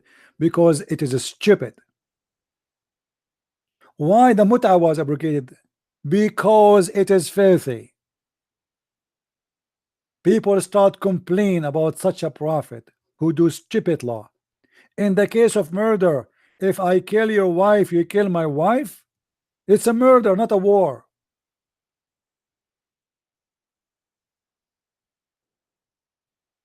If I take the eye of your wife, you take the eye of my wife. So now we have two victims. It's abrogated. The important, it is abrogated. He is ashamed of it to the point he keeps saying it's abrogated. Why it's abrogated? What kind of God? He made a law, and after a week or 7 days or even a month or even a year, he will change it.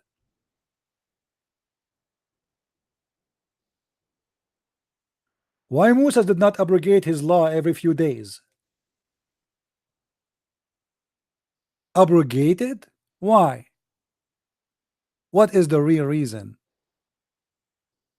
I will tell you the real reason. Muhammad, when he keep changing his Quran and keep changing his ideas because he is very confused and he's very stupid, he have to come with the solution. So he come with this. If you remember when he was receiving satanic verses, and Muhammad in the same time was suffering from forgetting verses, so he come with a chapter in the Quran. It says, chapter 2 verse 106, any verse we cause to abrogate and cause to be forgotten, we are going to substitute something better or similar. Have you ever heard of a stupid religion like this? Allah will abrogate his law, bring him better law.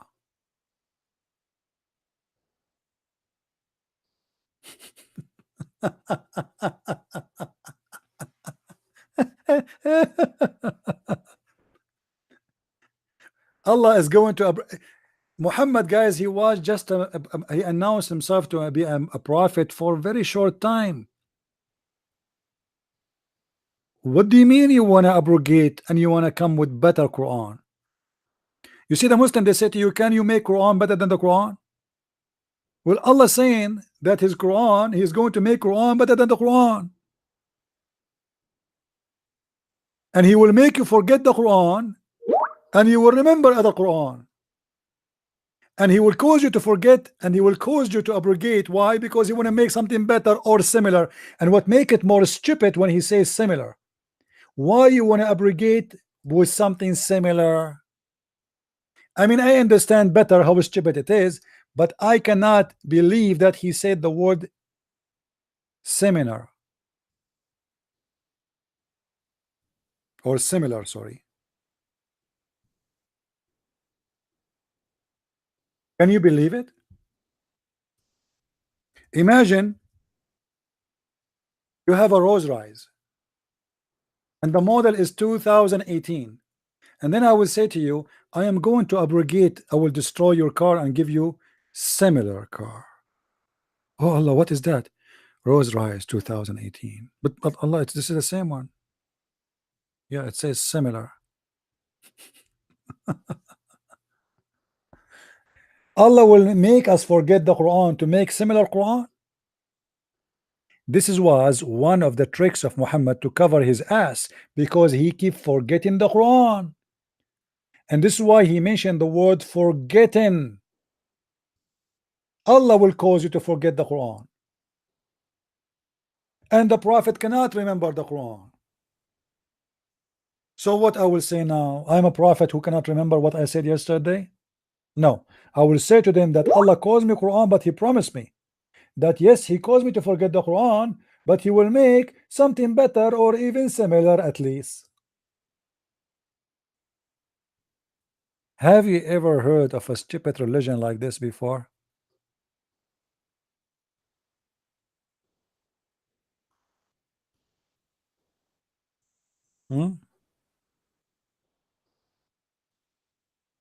Any Muslim have an answer? This is God talking?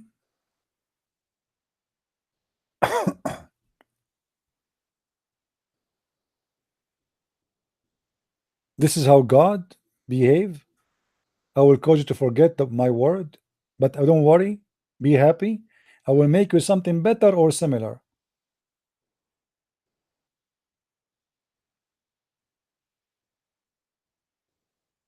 Any Abdul? Any Abdul is wearing a shirt, please.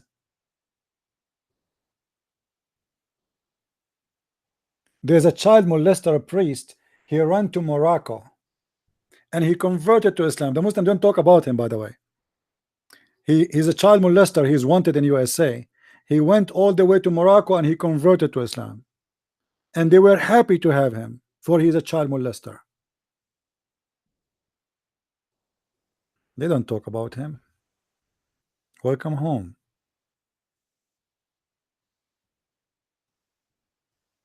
He's going there to wear a naked chest and put his picture in Skype and talk to children's.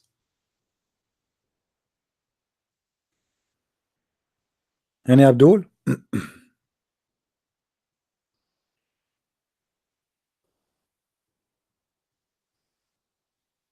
Hello?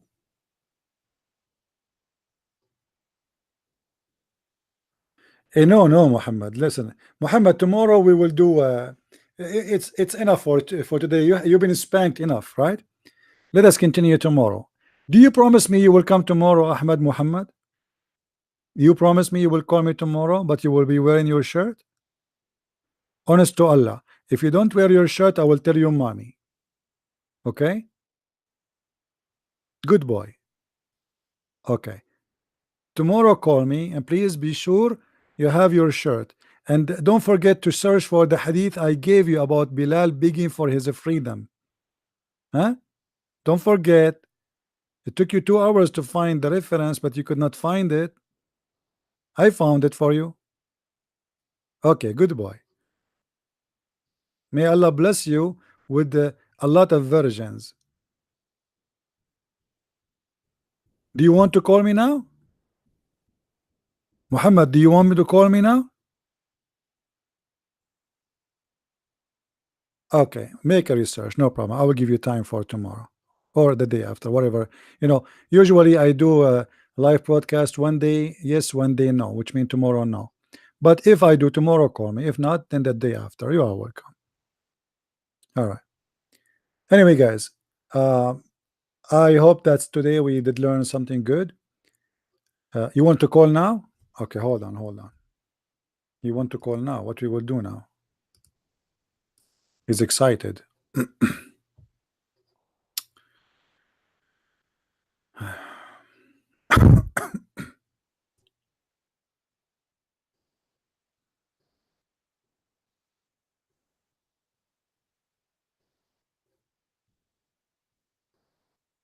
And where is your name?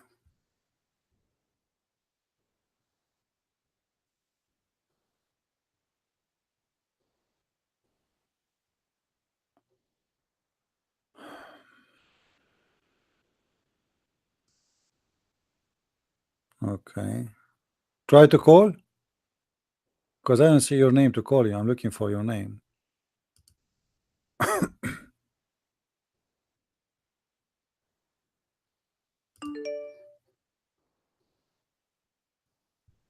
Okay, let's see.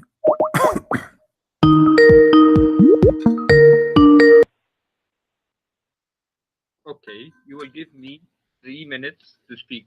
Okay, 3 minutes? Why 3 minutes? Why not 3 hours? because I have the long answer. I have a long answer to your question. Hey, long answer. Okay. So but this answer about what? Because there's many questions, you never answer any of them. Which one you answer now? Okay, 1 second. Okay, for the hadith about what you claim was something inappropriate. The Prophet did. He didn't do anything and inappropriate. Which one? He was.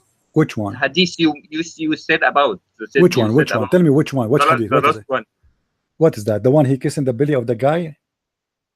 The two naked men kissing each other? Is that the one? Okay, 1 second. The two naked men?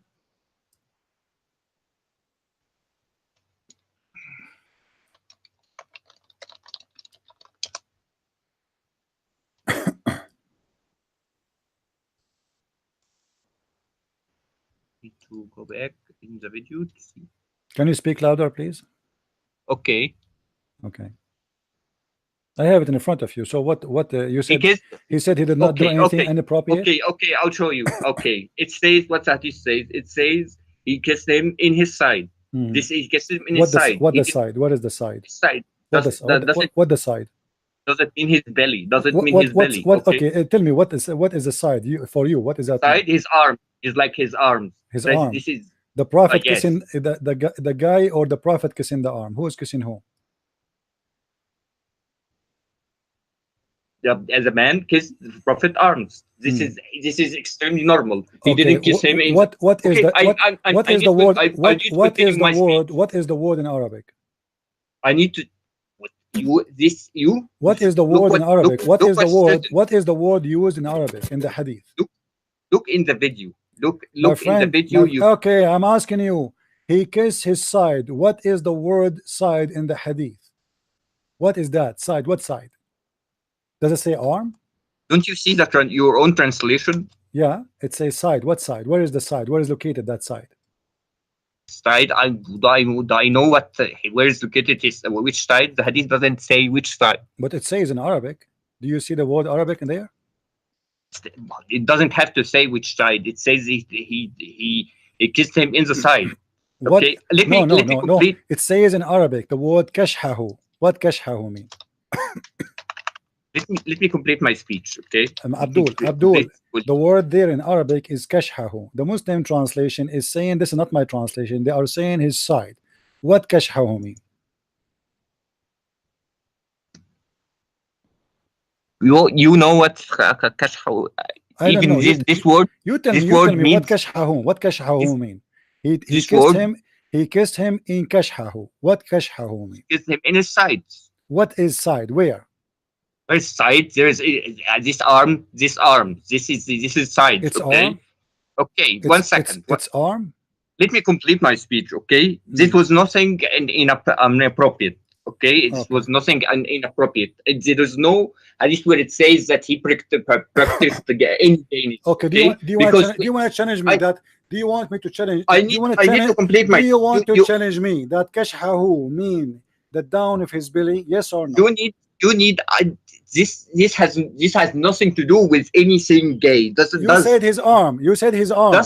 What kind of a man? Why the man is kissing him? The hadith. Why a man kissing him down? One question. Down his side. What side? You said his arm. You are lying. It's not his arm. Okay, his side. Okay, his side. What side? Where exactly? Where in his side? Where? How should I know that I live here? Where? Did I live there by that time?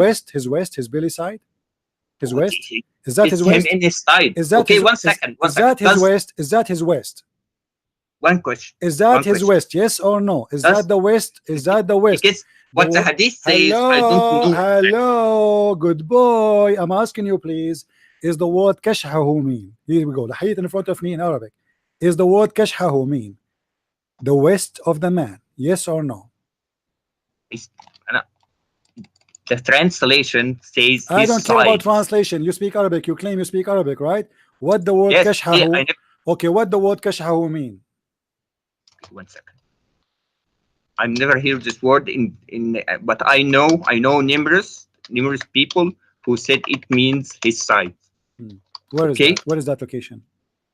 Is that between the belly and the back of the side, his back, but in the west side, Does it- west area, which mean down One the second. belly, which mean One down second. the belly? Let's- Is that let's- from down the belly, down the belly bump, down in your west, all Let's- the way to the let's- back, let's- all the way to the back?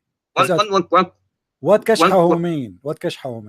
One question. Let's assume it means the belly, okay? Did they practice did they kiss each other's by mouth and anything like this? The guy was no. kissing by what? He was did kissing not him. happen. When the guy he kissed him in that location, he was using his mouth, right? No, did they kiss in his mouth like Lut when he slept with his Abdul, daughters? so you are saying, or Noah, you are who was saying there's drunk, nothing wrong. or was Okay, you are saying there's nothing wrong if a man he start kissing you in your belly and down your west. You are saying it's okay. you don't know? Do you have anything to prove that he was practicing gay? Abdul, No. this is gay. A man, why a man No. is kissing a man there? Not Okay, gay. Maybe give me a reason why he is kissing him there. A man kissing a man there, why? And he's telling him, don't stop, this is how I like it, right there, right there. no. This is how I like it. Yeah, this is This how I like is- it. Guys, he said this is how I like it. So your prophet, he like it to be kissed there? First of all, down the his belly? Quran No, speaks hold against on. You are saying that when the guy is kissing him and he down his belly, your prophet, he said, this is how I like it, kiss me there? Is that normal for the Arab? Do you are an Egyptian This boy. was normal, but by the Arabs. In but Egypt, Can- do can- you kiss each other down the belly? Can you find me a hadith where he kissed someone by mouth and kissed him and practiced gay Okay, thing? what if I Do you know? okay, what Do if, you know in Sharia? okay, in hold on, Sharia, It's If I forbidden. show you your prophet not only kissing, licking, what you will do? This I know what you will do. You will do. Which hadith you will use? What hadith I will use? That What? this had. Tell me I know which one. Which one? Tell me I which don't one. No, tell me, remember tell me. the exact. No, tell me but which it- one. No, you don't remember. You are a liar. Always, Tell me which always one. Tell me which one. You don't misinterpretation. remember anything. You know nothing. All what you know, you You have no miss- shirt. miss- Tell me which hadith you remember. I will speak about your prophet licking a face of a man, a male. You're Who? Who? You're always misinterpretation. So now It's you the agree Quran that your prophet kissed men and licked them. Not only he kissed them. One second. Now Are you listen- aware? Now answer me. Is it normal? Is it from the practice of the Muslims today to follow the sunnah of the prophet? The prophet, he liked it to be kissed there. Do you, when you see your friend, kiss them down their belly? Do you do that or no? This was something that has nothing to do with gays. What? So Okay. it had to do with what? Then This has it have to do with what? It have to do with what? Tell you me. are having a very difficult time naked finding something. men, they have no shirt on. Muhammad, he left his shirt up. Why he left Okay, his shirt that- up? What the And the hadith says guy it says. and the guy Does the start Does doing the what? hadith? They Does start the kissing. had- They does start the hadith? kissing each other, my friend. And the Does the prophet. hadith the prophet say liked they it. have? And now, he do you had see? sex?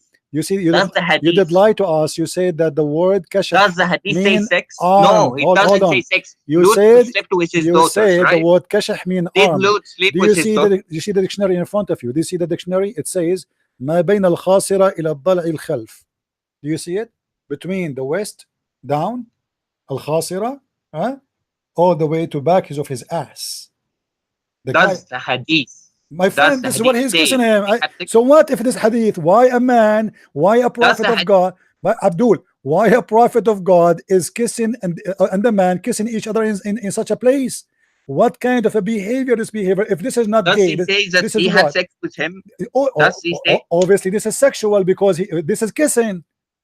A man kissing a Okay. man, And when a Lut man, slept with a his man daughters, kissing a what was man that? in a naked body down his belly. You lied to us. You said his arm. You are a liar. His side, That I was the got you translation. busted. Your own I translation showed said you the right. dictionary. It says When Lot where he- slept with his daughters, when Abdul, Noah was Abdul, drunk. Abdul, listen. So Lot sleep with his daughter. Muhammad slept with his daughter too. No, he didn't sleep with He his did. daughters. First of all, Lot is not. Who is Lot? Who is Lot? Lot, Prophet Lot. You Okay, say what he's he's done? What he okay, did? one What he did? question. Listen. Just How to show, can you follow just to a show you, prophet just to which show slept you with how his daughter? stupid you are. Just to show you how stupid you are. The Bible says that the daughter of Lot, they slept with him, not him. He slept with them. They made him drunk. He is not aware. The guy is asleep. And God didn't protect him from being From there, what? from Okay, committing okay. sexual Hold on. So here the Bible is reporting what the daughters did. It's not what God told them. This is stupid of you to accuse them of anything. Really? And when Moses talks about the virgin girls, Abdul, now listen. Here we go. We have a prophet of God. He go to visit his son and he flirt with his wife. And we have a guy kissing the prophet belly down. And we have a guy who is drunk. You know, a prophet who gets drunk. Muhammad is drunk. You want me to show you? Noah. Do you want me to show you? According to your Bible. So what? You know, you Muslims, you say that the prophet and the believers used to be drunk day and night. Noah, was Noah drunk Was after your prophet? after the He flood? can be drunk. So what? So why? And he curses his grandchild. Abdul, let me show you because he curses him. Let me tells show him, you how cursed be your generation because I was drunk. Let me show you what. No, he cursed his son because he was making fun of him. Let me show you. Let me show you how stupid. Yes, that's what he might making fun of. I can show you the same story from yours. Okay, hold on. If I show you the same story from your books, your prophet saying that, are you going to spit at your prophet saying shame on you to believe in this prophet? If I show you the same story of Noah, if I show you the same story which you are making fun about Noah, if I show you the same story, your prophet reporting that, what you will do? Do you promise me to open your camera and you dance naked for us? Do you challenge me? Why you are quiet? Do you challenge me? Do you accept to challenge me to show you your prophet quoting the same story? Okay. And if he is saying that you are making fun of it, are you willing to say that your prophet is a scumbag, he's a stupid, he's filthy? Because you are making fun of the Bible. So if you're a prophet teaching the same story and he believed in Noah to be a prophet after he did that, are you willing to say Muhammad is a stupid scumbag? No, I'm not willing to say. See, so you are a coward, you are a hypocrite. No, but so why you are mentioning it? And let me show you the Muslims and the prophet. All of you used to be drunk. The Quran says, "Wala taqrabu salata wa antum sukara." Don't get close to the prayer when you are drunk. Why? Do you want to read Ibn Kathir? Do you want me to read Ibn Kathir? Because simply they used to be drunk day and night. And do you want me to show you your prophet teaching the Muslims how to make wine? Just to make things clear, do you want me to show you the prophet? Okay, one second. Listen. As long as you are the one who opened this topic, if you do win, you want me to show you? Do you want me to show you the prophet teaching the Muslims how to make wine? And if you show me, I won't admit, but I can do what you read in the front of you. Read it. But was the believers drunk people? And Allah, he said to them, no problem. If I prove to you that that Noah did this thing, you're the one who. I know what he did, Abdul. I did not say. You see how stupid you are. I know what Noah. I know what Noah did. So what? I know what Noah did. He got a drunk. So be the one who listen. Okay? If Noah he got a drunk, so what? So what? A man in his house. Listen, Abdul. Okay. A man in his house. He did not go and sleep around with women. He is in his house and he is a drunk. What the problem? Okay. At that time, if we say to you, can you show me the law? It says it's forbidden for you to drink. You will say there is no law at that time. So shut up. If I show you this verse, chapter 4, verse number 34, the Muslims are drunk and they are coming to the mosque are drunk. If I say to you how the Muslims are drunk and they are coming to the mosque drunk, you will say to me at that time it was okay. But you will say to me at that time it was okay, correct? It's called abrogation. I don't care. At this time it was okay, correct or no? At that time, of course. Of course. So how many years after Noah and you Muslims still practicing drinking? Okay, but this is. Don't tell me okay, Abdul. Don't tell me okay. How you are saying you are making fun of Noah to be drunk, and he is right after Adam, the beginning of mankind. There's no law it says to him to be drunk or not. God nowhere says to him be drunk or not. People, they still marrying their sisters.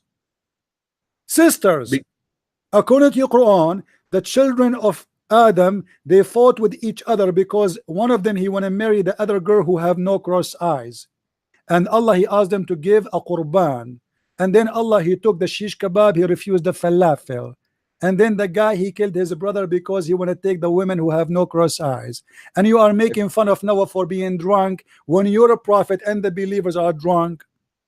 If you Abdul, why you are changing the topic?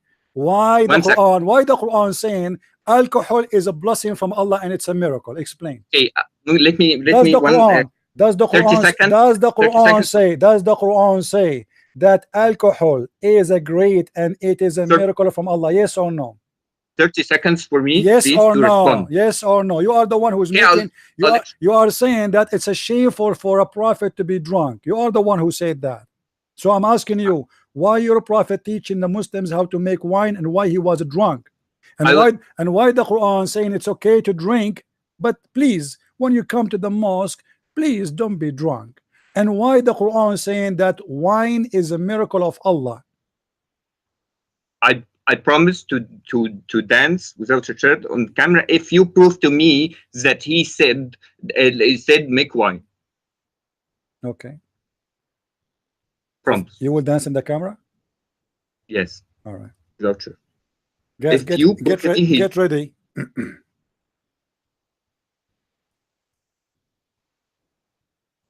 Hadith must be sahih. Must be, sure.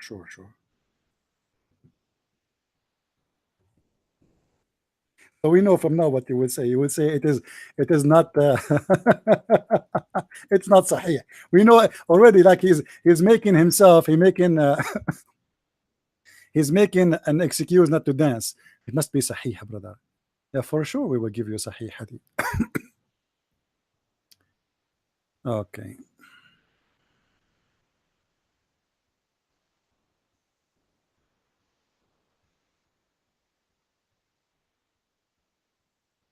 Do you have your shirt on? There's no hadith like this. Okay, but do you have your shirt on?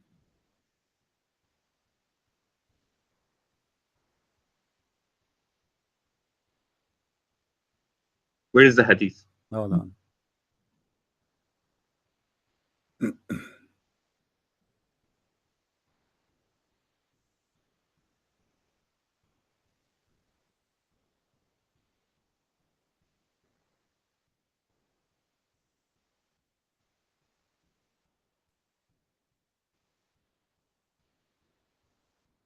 One who falls a drunken prophet.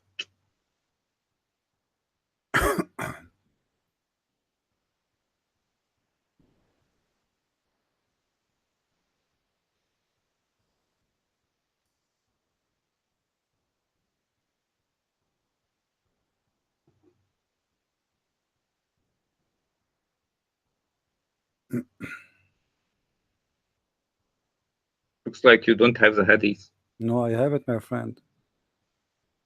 Trust me, it's in the front of me. I'm just looking for the one which will make you happy. You have no idea you're talking to who, my friend.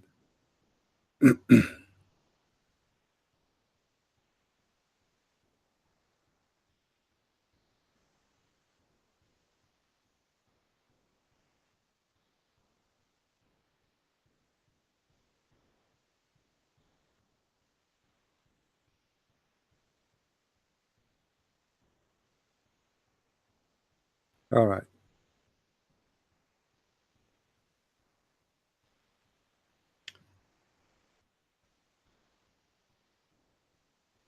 Read this hadith for me.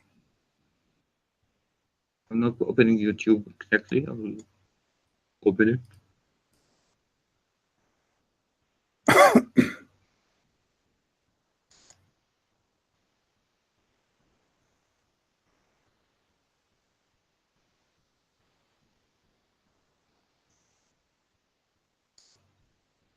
Zoom out.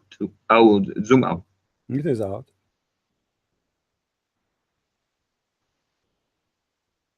What this hadith is saying?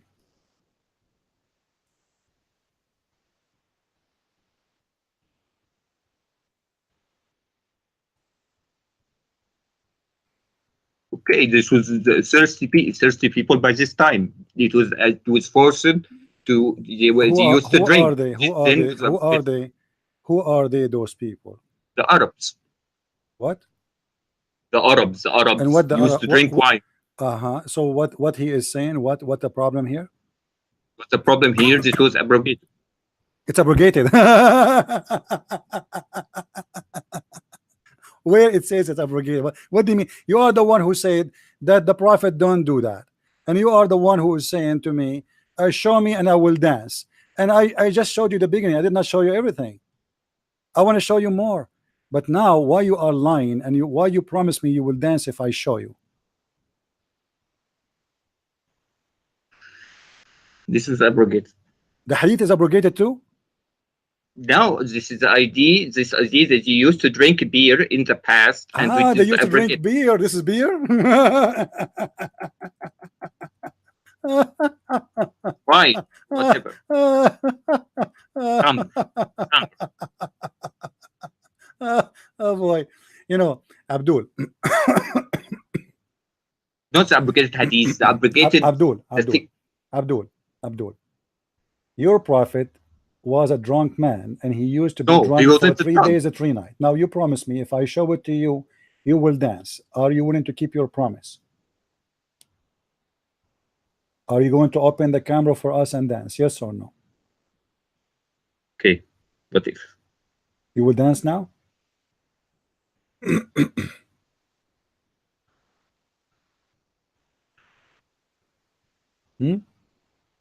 Okay. You will open the camera?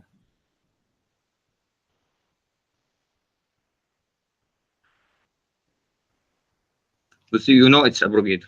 What's abrogated? I don't care. You said the prophet did not do that, and you made fun of Noah for being drunk. Okay, when you Muslims and your abrogated prophet, for the Arabs. This was directed to the Arabs. Listen. Do you see the hadith in front of your eyes? I saw it. This one. This is a new one. This is even a disaster.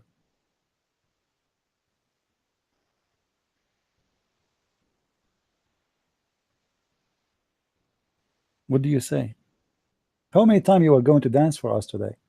But too bad there's no gays in this chat. You know, we should send you to a gay section so you can dance for them. My friend, next time you want to call me, try to get me someone educated. What about you call your scholar, the sheikh, you go to his mosque? Can you do that? I admit I'm not educated, but I know, I read the Imam that this is abrogation. My friend, abrogation or what? Your prophet was a drunk man. No, he wasn't drunk. He was a drunk man. Okay, you know what? Okay, where is drunk? When Muhammad he came, you are the one who mentioned to me that Muhammad adopted a son. Is that correct?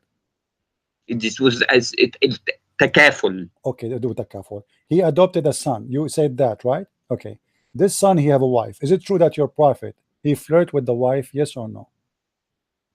What? Again? Tell me again. Is it true that your prophet, during the marriage of this man, your prophet he flirt with his own son wife when she is married? Yes he didn't flirt. Huh? He didn't flirt. He married. He married her. He flirt. He said to her bad words. He said to her, "I love you." He said, "I am. My heart is flipping for you." You know? Johan, you are going to create with Tabari. Tabari is a several stories. I don't care who. This is your Islamic scholars, and this is your story. Okay, this is what making wine. This was abrogated. I admit. And Muhammad is flirting with married women is abrogated. This is for Tabari. Can we get? Okay, hold on. Okay. Is it abrogated? Is it okay for a prophet of God? You are complaining about Noah cursing his son. You are complaining about Noah cursing his son because he made fun of him when he was a drunk. What do you say of a prophet flirt with married women, and this woman she is married to his son when he is not a drunk? This was for Arabs. Arabs used to ban something from Arabs. What Arab? The Arab never. I can show you the proof that the Arab they never allowed that a man he sleep with his adopted son. Muhammad is the one who started that. Now, why Muhammad he flirt with married women? Adopted. Is it allowed in Islam to flirt with married women? Yes or no? This is not allowed in Islam. And is Tabari it not is a allowed? So separate. why Muhammad is flirting with the women? Tabari is separate source. What who is, said it's a Tabari? I did not say it's a Tabari. yes, I know, because I know the source. My It's friend, Tabari. you do not know. You have no idea. What if I show it to you from the source you like? What source you want me to read for you? Surprise, surprise. Okay. Name the source for me. Stop playing games. What source you like? The source you like. If you have Sahih al-Bukhari, give Sahih Hadith. Sahih al-Bukhari. First of all, I will not say anything against my prophet for the one. Go, kid. First of all, you are a kid. Second of all, you have no idea. Third of all, whatever you say, I'm going to spank you. Number 4, it doesn't matter where you jump, which branch, I will break it and I will cut it off and it will make you fall down to the ground. And you will fall down in your ass and you will cry and you will say, I'm sorry. I am an idiot because I'm a Muslim. And look now, guys, he's saying he will dance in the camera.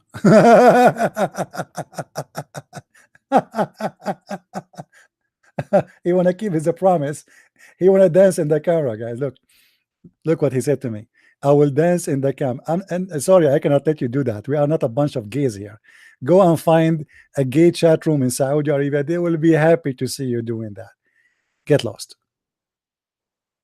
What an idiot. Looked like it was a great opportunity for him to do it.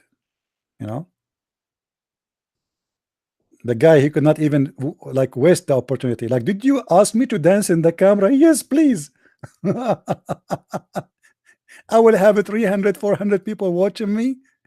Oh boy, please, I will dance in the camera. I'm really over.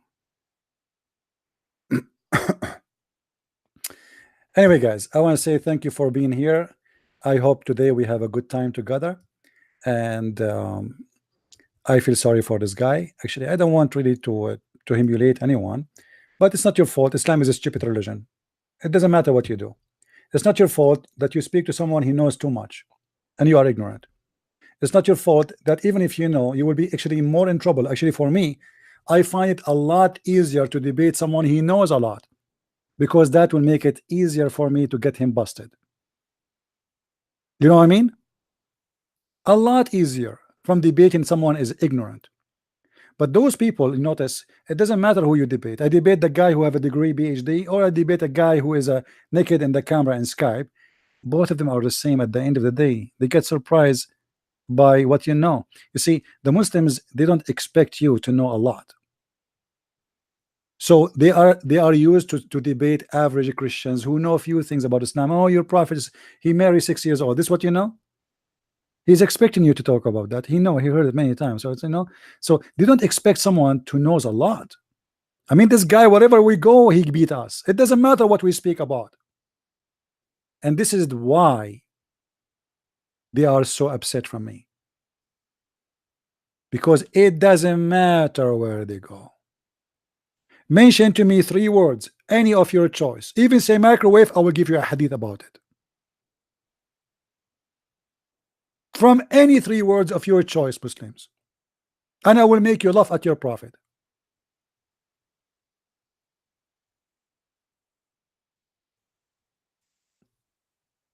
My friend, this cult is stupid, made by a stupid man for the man. And in order to believe in it, you have to be stupid. You have to be truly an idiot donkey to believe that there is a God who will make a penis endless. I mean, I do not need to be genius to know that this is stupid. Endless penis. I mean, what you will do with endless penis? You will run it as a cable between the galaxy. What? You will make an internet cable? You live in New York, but your penis is in China? And what if your penis went through the jungles of Brazil? Do you know those snakes and ants and those like fish who eat? What if your penis go in the river of the Amazon? Do you know what they will do to it? Can you imagine, brother? Endless penis? You must be endless stupid to believe in endless penis. Human being sometimes is stupid. I mean, how in the world somebody have a brain? A human being can believe in this. Even donkeys will not believe in it.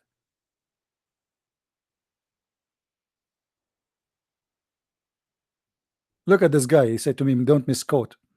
How I can misquote endless penis? Okay, give us interpretation what the endless penis mean. Go ahead, your majesty. You wanna call me? Guys, don't misquote. Look at this. Don't misquote. Okay, you quote for us the endless penis in context. Tell us what does that mean exactly. I'm not going to misquote. You explain. Brother Fitter, there's a Christian guy, his name is the Christian Prince, and he always say there is the endless penis. First of all, he is misquoting the penis. The penis here, it means a cucumber. It's very well known that in the heaven we would like to have a lot of cucumber, and Allah is promising us an endless cucumber. It's a penis. It is a penis. What misquote? Explain to me how I misquote the penis. It's endless penis. What is the misquote?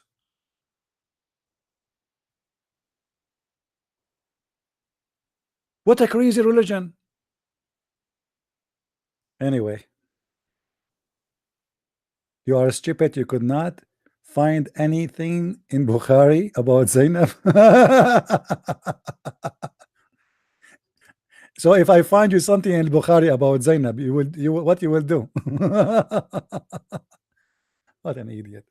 Anyway, guys, I want to say thank you. May the Lord bless you, and until we see you again, if not tomorrow, the day after. As always, we say Christ is Lord, Islam is false, and it's time to go.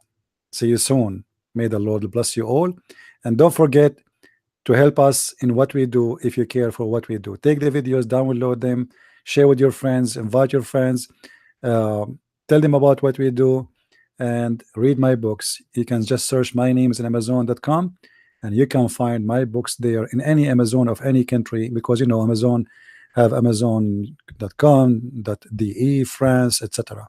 So search for my books, read them, watch my videos, and thank you for those who help us and make donation always. God bless you, and see you soon again. Bye-bye.